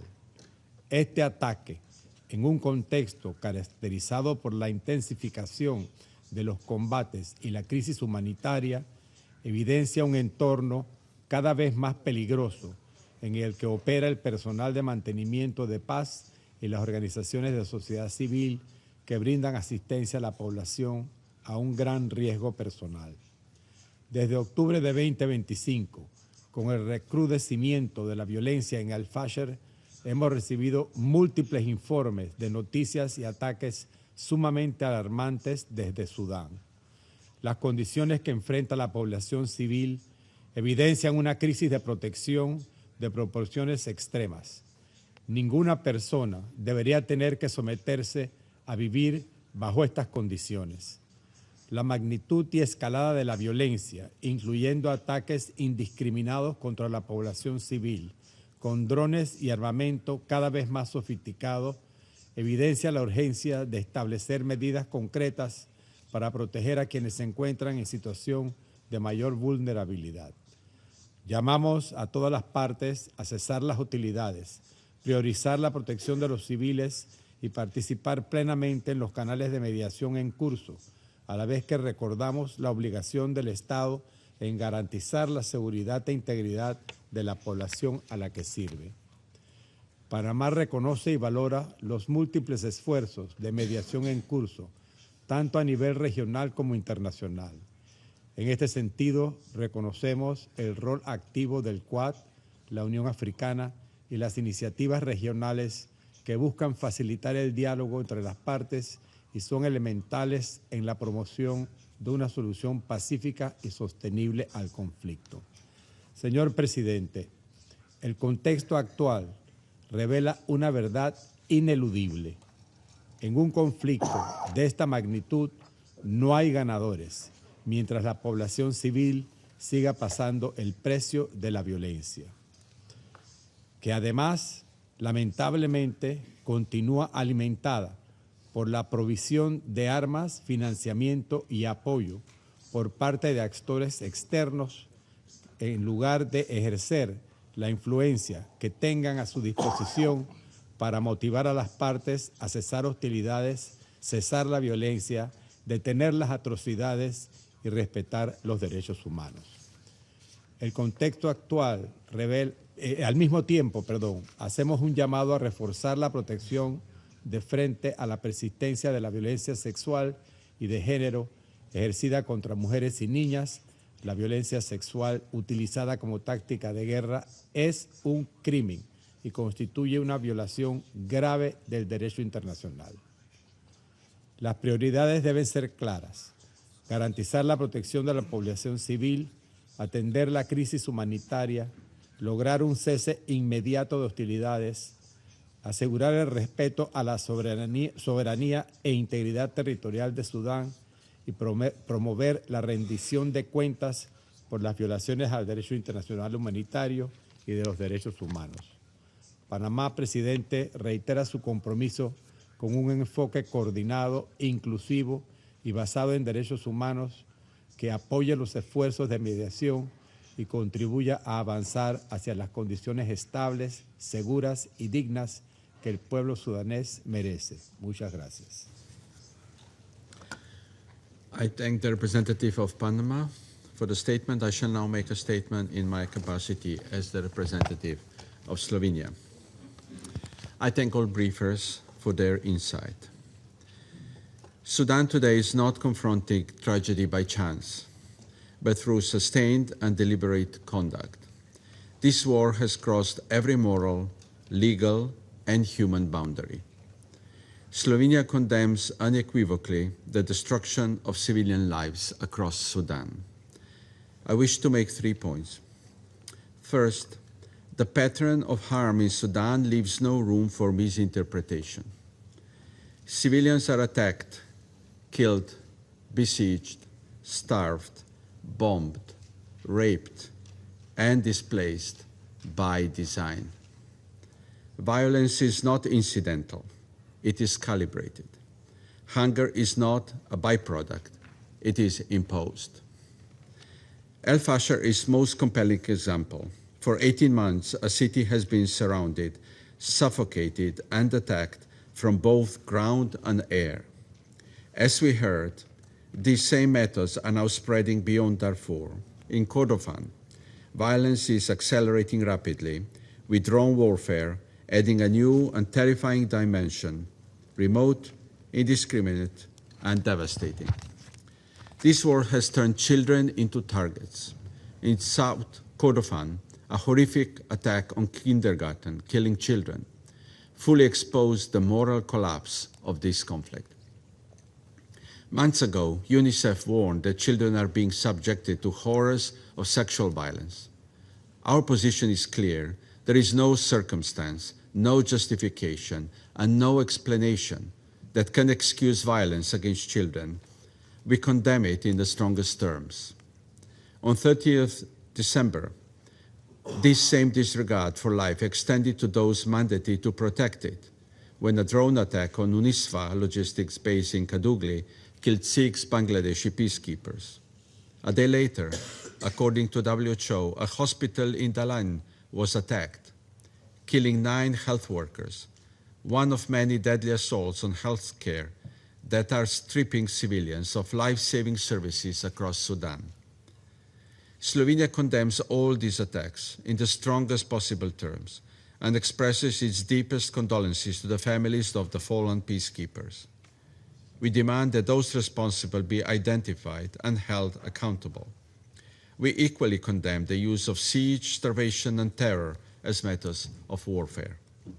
Second, responsibility must be addressed. All civilian deaths, regardless of location, affiliation, or perpetrator, are equally unacceptable and demand the same clarity of condemnation and commitment to justice. A number of reports has made it clear both parties bear responsibility for harm to civilians. The crimes committed by the RSF stand apart for their scope, intensity, and brutality. RSF is waging a campaign of violence against civilians that is systematic, deliberate, and sustained. These are not isolated incidents or failures of discipline. They are operational choices. Slovenia condemns these acts unequivocally and stresses that such conduct demands clear accountability for RSF atrocities. Reporting by the Office of the High Commissioner for Human Rights and the UN fact-finding mission has also documented serious violations by the Sudanese armed forces, including indiscriminate airstrikes and attacks affecting populated areas. Slovenia condemns these attacks and calls on the SAF to cease such conduct and to comply fully with international humanitarian law. Third, this war is being enabled from the outside. Sudan continues to receive weapons, including drones, logistical and financial support that enables hostilities, despite overwhelming evidence that this support is directly used to target civilians. Slovenia calls on all external actors to halt the transfer of arms and military material and to seize any support that fuels this war, in full compliance with UN arms embargo obligations. We need to be clear, there can be no illusion of neutrality. Those who provide military or logistical assistance share responsibility and accountability. In a war defined by massive atrocities, there is no neutral supply chain. In conclusion, Slovenia supports all genuine mediation efforts, including those led by the Quad, the Quint, the UN, the AU, and regional actors. The Sudan roadmap to peace must be matched by genuine commitment. As other colleagues have said, there is no military solution to this war. Slovenia calls directly on both warring parties to step up and engage seriously in mediation efforts, rather than undermine or fragment these efforts. The responsibility now lies with the parties to demonstrate, through actions rather than words, that they are prepared to end this war. I resume my function as President of the Council, and I now give the floor to His Excellency, Mr. Kamil El Tayeb Idris, Transitional Prime Minister of the Republic of Sudan. Mr. President, distinguished members of the Security Council, Sudan stands today at a defining moment in its history, a moment where the silence of guns can either be delayed by hesitation or secured by courage. Our nation, as you have rightly established this morning, has paid an unbearable price in human lives and in the tearing apart of its social fabric. Cities have been reduced to ruins, families to exile, and the hope itself has been placed under siege. The Government of Sudan Peace Initiative is born not from illusion, but from necessity, not from victory, but from responsibility. It is a deliberate choice to replace chaos with order, violence with law, and despair with hope. Grounded in international principles and the complementarities and synergies with the American, Saudi, Egyptian, informed by painful experience, this initiative offers a realistic, enforceable, and inclusive framework to protect civilians, end the atrocities, restore state authority, state responsibility, and open the door to national reconciliation. Today, Sudan does not ask for sheer sympathy. I must make this point very clear. We are not here to ask for sheer sympathy from this council. It asks for partnership in securing peace, justice, and dignity for our people. Our initiative is homemade. Let me underline, homemade, not imposed upon us. It is not about winning a war. It is about ending a cycle of violence that has failed Sudan for decades. يواجه السودان أزمة وجودية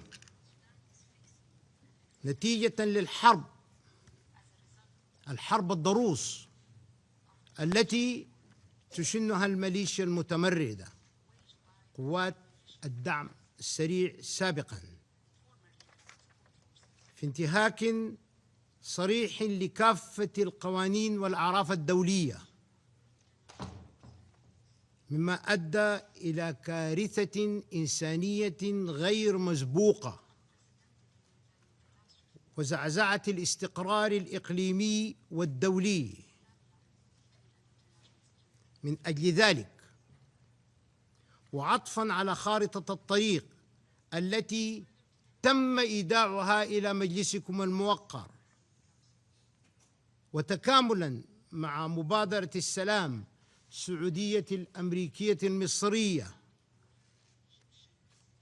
نقدم مبادرة حكومة السودان للسلام التي تعبر عن رؤية حكومة الأمل السودانية المدنية الانتقالية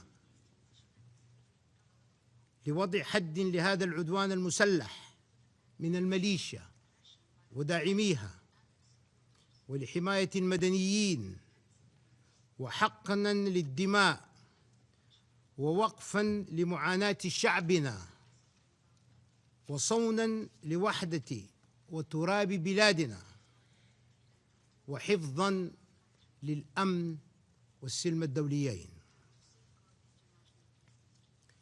الخطوات الأساسية للسلام: أولاً وقف إطلاق النار، إعلان وقف شامل لإطلاق النار تحت رقابة مشتركة من الأمم المتحدة والاتحاد الإفريقي وجامعة الدول العربية على أن يتزامن معه انسحاب الميليشيا المتمردة من كافة المناطق التي تحتلها إنفاذاً لإعلان المبادئ الموقع في مدينة جدة بتاريخ 11 مايو 2023. ثانياً، تجميع مقاتلي الميليشيا المتمردة في معسكرات محددة. انسحاب مقاتلي الميليشيا وتجميعهم في معسكرات يتم التوافق عليها تحت إشراف مشترك أممي وإفريقي وعربي. تسجيل وفرز مقاتلي الميليشيا المتمردة وجمع البيانات الشخصية البايومترية الخاصة بهم. ثالثاً، النازحون واللاجئون والعون الإنساني. تسهيل وتأمين عودة النازحين إلى مناطقهم الأصلية. تسهيل وتأمين العودة الطوعية للاجئين. تسهيل وتأمين انسياب المساعدات الإنسانية للمحتاجين في كل المناطق المتأثرة بالحرب. رابعاً، نزع سلاح الميليشيا المتمردة. تنفيذ عملية النزع الشامل للسلاح بمراقبة دولية متفق عليها مع ضمانات بعدم إعادة تدوير الأسلحة. تدابير بناء الثقة. تتخذ حكومة الأمل المدنية السودانية الانتقالية تأسيساً على قرار مجلس الأمن رقم 2736 باعتماد الملكية الوطنية لصنع السلام تدابير بناء ثقة متعددة لضمان الاستجابة لمبادرة حكومة السودان للسلام، تشمل جوانب سياسية واقتصادية وأمنية واجتماعية تتمثل في الآتي: التدابير السياسية، اتخاذ تدابير بشأن الملاحقة القانونية فيما يختص بالحق العام، وتبنى سياسات تتعلق بشأن مساءلة عناصر الميليشيا غير المتورطة في ارتكاب جرائم حرب وإبادة جماعية أو انتهاكات لحقوق الإنسان وغيرها من الجرائم المعرفة في القانون الدولي، سواء كانوا عسكريين أو مدنيين، مع إخضاع مرتكبي الجرائم للعدالة الانتقالية. عدم حرمان أي مواطن سوداني من استخراج الأوراق الثبوتية ومراجعة البلاغات المدونة وتوفيق أوضاع كل من يود العودة للبلاد تهيئة لمناخ الحوار السوداني. ثانياً، التدابير الأمنية، دمج الأفراد المستوفين للمعايير المحددة من الدولة في القوات النظامية لحكومة السودان، تنفيذ برنامج نزع السلاح والتسريح وإعادة الدمج المعروف بالDDR للمستوفين بغرض العودة إلى الحياة المدنية، دعم إعادة الدمج من خلال برامج دولية وإقليمية لإعادة تأهيل المقاتلين السابقين وتسهيل اندماجهم في المجتمع. ثالثاً، التدابير الاقتصادية، جبر الضرر، دعم المشاريع التنموية في ولايات دارفور وكردفان وبقية الولايات المتضررة عبر تخصيص موارد إضافية حكومية ودولية، فضلاً عن مشاريع إعادة الإعمار. خلق مشاريع إنتاجية عبر إنشاء صناديق للتمويل الأصغر بغرض تحسين المستوى المعيشي في المناطق المتأثرة بالحرب. توفير فرص عمل وبرامج تدريب مدني لإعادة تأهيل المقاتلين السابقين وتسهيل اندماجهم في سوق العمل، مع إشراك عناصر الميليشيا غير المدانين في تنفيذ تلك المشاريع. رابعاً، التدابير الاجتماعية، إشراك المدمجين والكيانات الأهلية الداعمة لهم في مبادرات السلم المجتمعي، وتوفير الفرص للمساهمة في برامج المصالحة الوطنية وجبر الضرر، بما يعزز إعادة ثقة المجتمعات المحلية فيهم. استيعاب المدمجين في مشاريع تعليمية وصحية عبر دعم المدارس والمستشفيات في المناطق المتأثرة بالحرب وجعلهم جزءاً من الحل المجتمعي. مؤتمرات المصالحة والسلم المجتمعي، عقد مؤتمرات دولية ومحلية جامعة لإعادة ترسيخ السلم المجتمعي والمصالحة والاستشفاء الوطني بالتعاون مع الأمم المتحدة والمنظمات الدولية والإقليمية والمانحين والدول الشقيقة والصديقة لمعالجة آثار الحرب ورتق النسيج الاجتماعي وخلق بيئة مجتمعية معافاة. العملية السياسية، انعقاد الحوار السوداني خلال الفترة الانتقالية الذي تتفق فيه القوى السياسية على كيفية إدارة الدولة وحكم البلاد، ويعقب ذلك انعقاد انتخابات حرة ونزيهة بمراقبة دولية لاستكمال استحقاقات التحول الديمقراطي الشامل. Mr. President, distinguished members of the Security Council,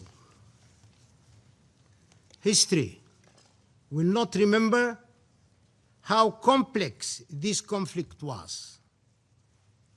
It will remember whether the world acted when action was possible. It will remember when action was possible. The government of Sudan Peace Initiative offers a clear test of our collective resolve.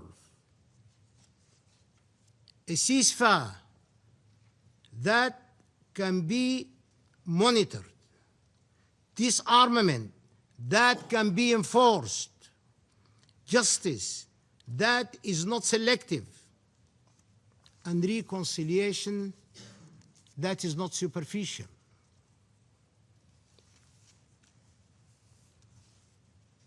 Distinguished members, the initiative affirms a simple and enduring truth: there is no peace without accountability, no stability without a single national authority, and no future without healing. Sudan seeks neither impunity nor endless war. It seeks a just peace anchored in law and safeguarded by the international community. You are the international community. this collective assembly of the Security Council is the full representation of the international community. This initiative can mark the moment when Sudan stepped back from the edge and the international community, you stood on the right side of history.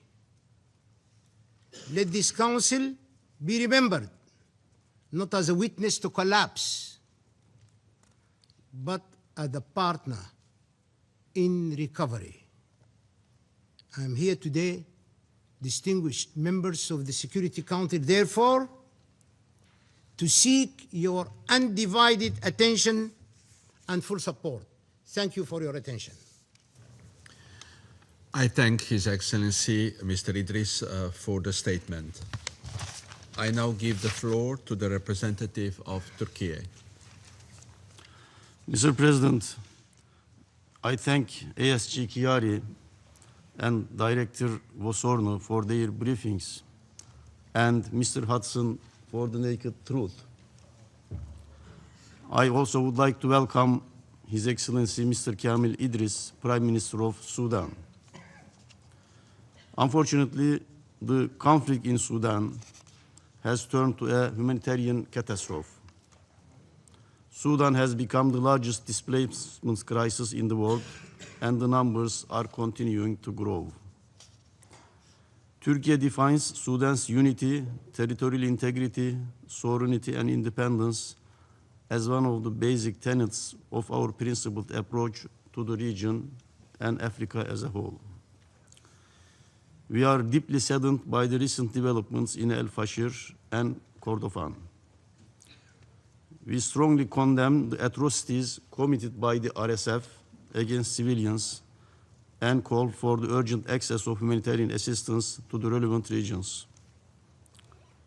We also condemn the attack on the logistics base of the United Nations Interim Security Force for Abyei in Kadugli, the capital of South Kordofan. I wish to express Turkey's condolences to the families of the fallen peacekeepers and to the government and people of Bangladesh, and wish a swift recovery. Mr. President, it is only through legitimacy and dialogue a sustainable solution to the conflict can be found. We support regional and international initiatives aimed at ending the conflict, easing the human suffering, and preserving Sudan's unity, stability, and security. The efforts of the international community should turn into an inclusive peace process that will enable a permanent ceasefire, followed by a comprehensive political process, of course, and accountability. In order to contribute to the normalization of the country, Turkish Cooperation and Coordination Agency reopened its office in Port Sudan. Also, Ziraat Katılım Bank has relaunched its operations in the country. Turkish Airlines started Istanbul-Port Sudan flights on September this year. The continued presence of Turkish Embassy in Port Sudan at the ambassadorial level is a clear testament to our determination to stand with Sudan.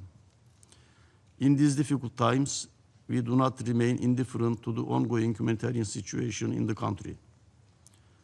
Turkish hospital in Nayala, the capital city of South Darfur, continues to provide health services to the Sudanese people despite all the setbacks and hardships.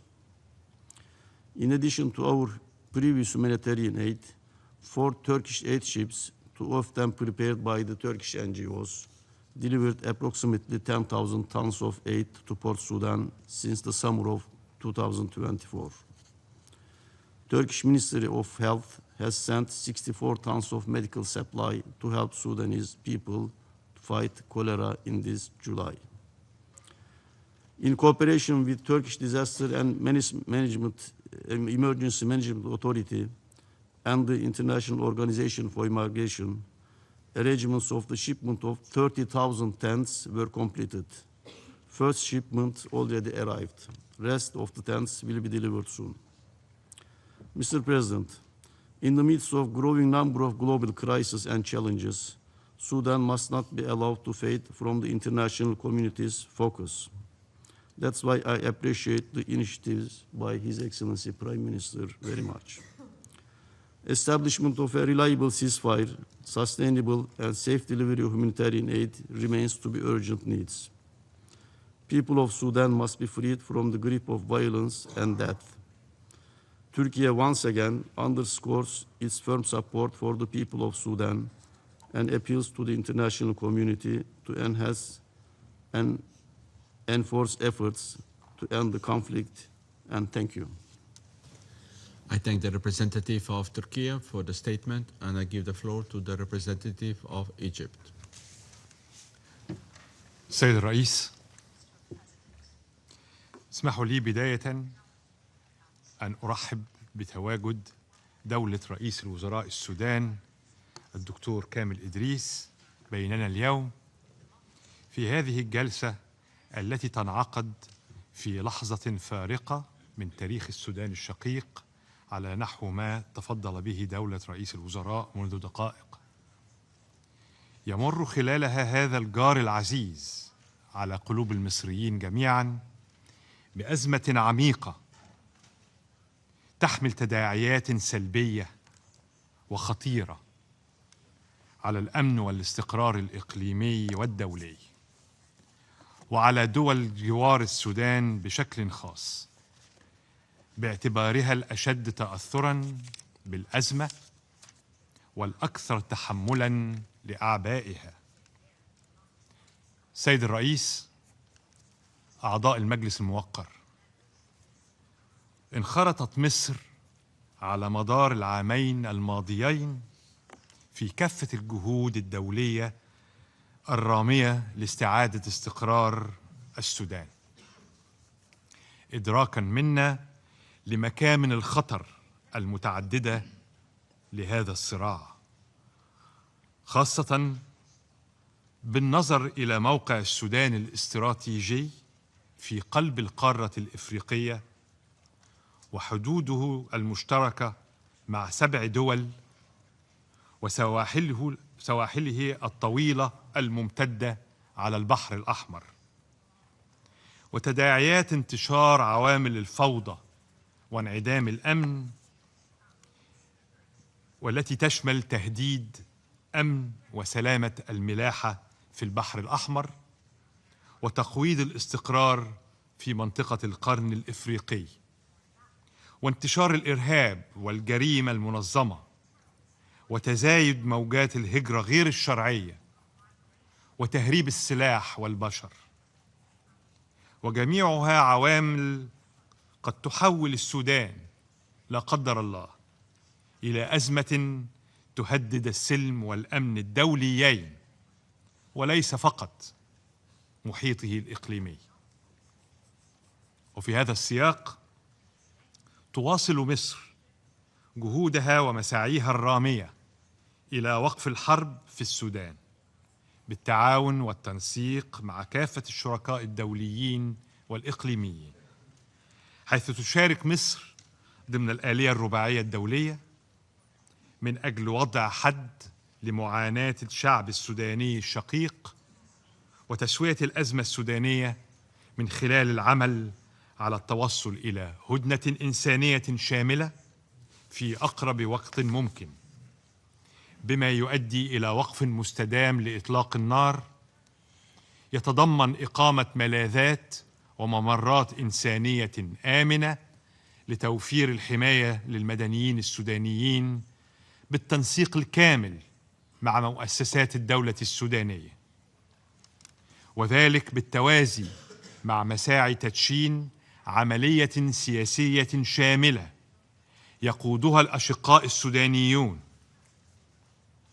وقد حرصت مصر على استضافة لقاء القوى السياسية والمدنية السودانية تحت مظلة حوار القاهرة في يوليو 2024، مساهمة من مصر في دعم مساعي الأشقاء نحو تجاوز الخلافات القائمة والتوصل لأرضية مشتركة ورؤية مشتركة تمهد الطريق نحو مستقبل أفضل للسودان.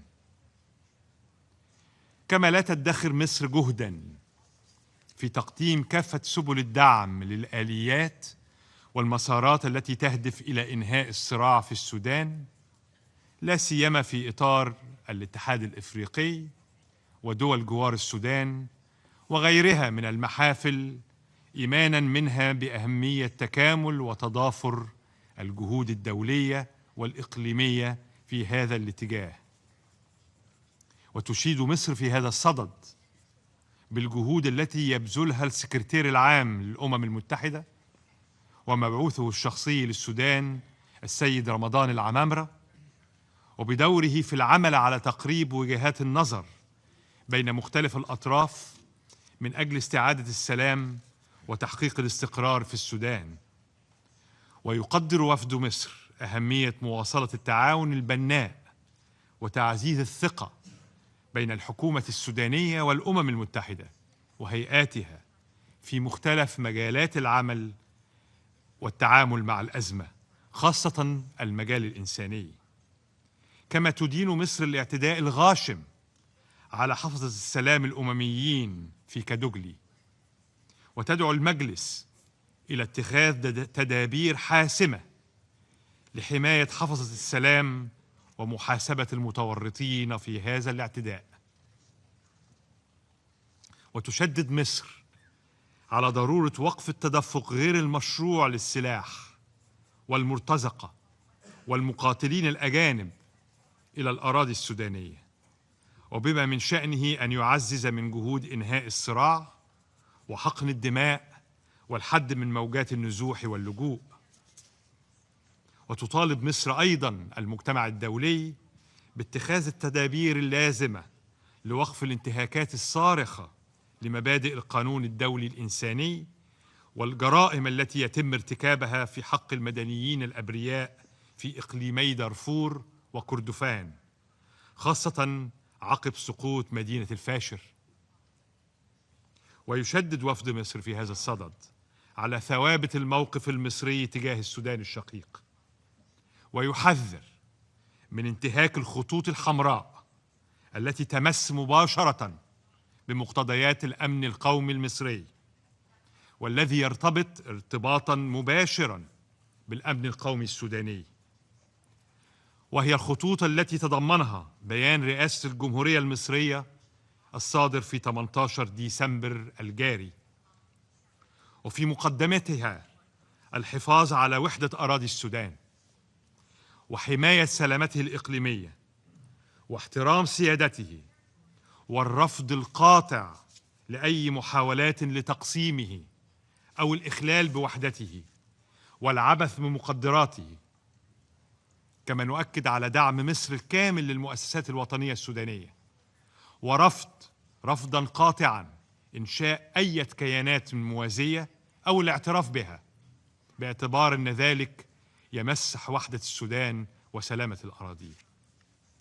السيد الرئيس، تواصل مصر أيضا تقديم كافة أوجه الدعم الممكن للسودان الشقيق لتخطي محنته الحالية، حيث بادرت مصر فور اندلاع الأزمة في السودان باستقبال مئات الآلاف من الأشقاء السودانيين في وطنهم مصر. وتستمر الحكومة المصرية في تقديم المساعدات الإغاثية العاجلة بما يشمل مواد غذائية وإعاشية ومستلزمات طبية للأشقاء المتضررين من النزاع داخل الأراضي السودانية، بالإضافة إلى دعم عدد من المشروعات التنموية لتوفير الخدمات الأساسية لهم، خاصة في مجالات الطاقة وتطوير البنية التحتية. وفي الوقت الذي نتحدث فيه اليوم يتواجد في السودان الشقيق قافلة طبية مصرية تضم مجموعة من خبراء من خيرة أطباء مصر في التخصصات المختلفة لتقديم العلاج وإجراء الجراحات اللازمة للأشقاء، بالتوازي مع توافد أطنان من الأدوية والمستلزمات الطبية لدعم المستشفيات والأطقم الطبية السودانية.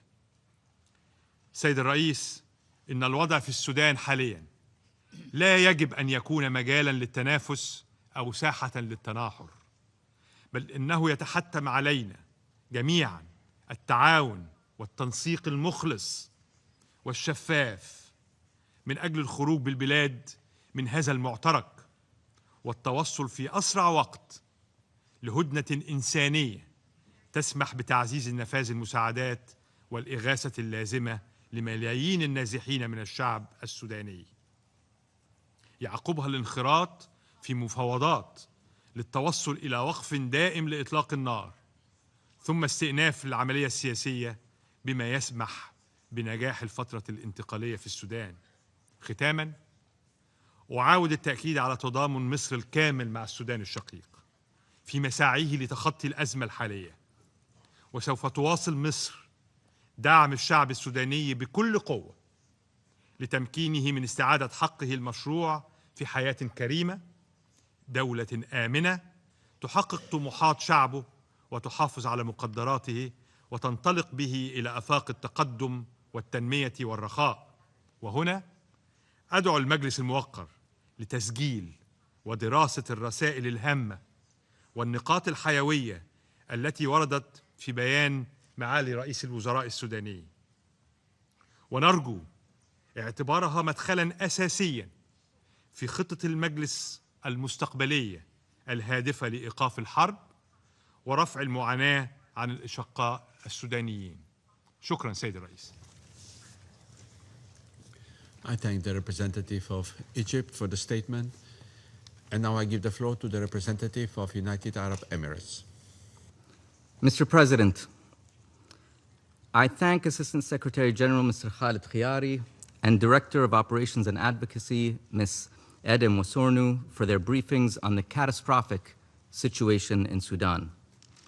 And while I agree with what Mr. Hudson said about the importance of Sudan transitioning to a civilian-led government and one that is free from the control of extremist forces, I express regret that he has also used the opportunity to repeat false and unfounded allegations against the UAE, which we categorically reject. Mr. President, as we speak, fighting continues unabated across the country.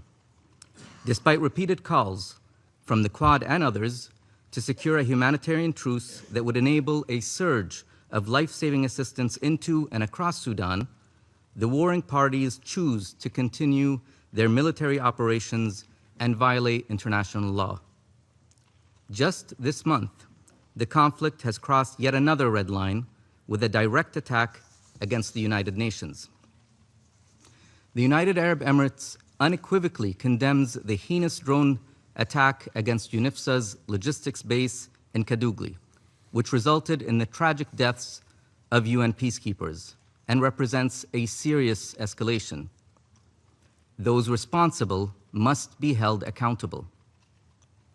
This attack does not stand in isolation, but reflects a broader and well-documented pattern of violations by the warring parties, which includes the atrocities committed against civilians in El Fasher, Kordofan, and Al Jazeera, among others, the declaration as persona non grata and the expulsion of UN officials, from the last Secretary General Special Representative to senior World Food Program officials, the obstruction and politicization of humanitarian access and the use of starvation as a weapon of war, and threats and intimidation directed at mediators who are facilitating a humanitarian truce. These actions directly undermine mediation efforts and the UN's ability to protect civilians and deliver life-saving aid. Amid the fog of war, one fact is beyond dispute. Both sides have committed war crimes. This is not conjecture. The atrocities by the Rapid Support Forces and its allies are well known, and the evidence of crimes by the Sudanese armed forces and their allied Islamist groups is mounting, including recent reports of systematic, ethnically motivated atrocities. Mr. President, the international community must not stand by as this ongoing civil war creates dangerous space for extremist and terrorist networks to regroup, recruit, and finance themselves, generating spillover risks for Sudan's neighbors and the wider region. As the Quad's joint statement of 12 September underscores, Sudan's future cannot be dictated by violent extremist groups, including those part of or linked to the Muslim Brotherhood, whose destabilizing influence has fueled violence and instability across the region. The Council should be clear that any path forward must deny these extremist groups space, resources, and legitimacy, and must be anchored in a genuine civilian-led transition independent of either of the warring parties. It is, however, telling that violence is still being used to silence calls for civilian governance, as we saw during the recent commemorations of the December Revolution. Only an independent, civilian-led government can address the root causes of this conflict and prevent Sudan from remaining trapped in cycles of military rule, instability, and repression. Today, there is a clear and immediate opportunity to act in the interest of the Sudanese people by implementing the humanitarian truce that the US and the Quad have been calling for. Lessons of history and present realities make it clear that unilateral efforts by either of the warring parties are not sustainable and will only prolong the war. The immediate priority is for a humanitarian truce that enables safe, rapid, and unhindered delivery of aid across Sudan, and that leads directly to a permanent ceasefire and a pathway towards civilian rule, independent of the warring parties. The Quad process, led by the United States, remains the most viable framework to achieve this. The international community must unite its efforts to press both warring parties to accept the truce on the table. If they refuse, this Council must be prepared to act. It must use all tools at its disposal, including imposing a comprehensive arms embargo across all of Sudan to stop the flow of weapons fueling this war. Mr. President, the UAE's commitment to the Sudanese people is long-standing and unwavering. We will continue to work with regional and international partners to secure an immediate ceasefire and support a credible pathway toward lasting peace. Thank you, Mr. President. I thank the representative of the United Arab Emirates for the statement. There are no more names inscribed on the list of speakers. The meeting is adjourned.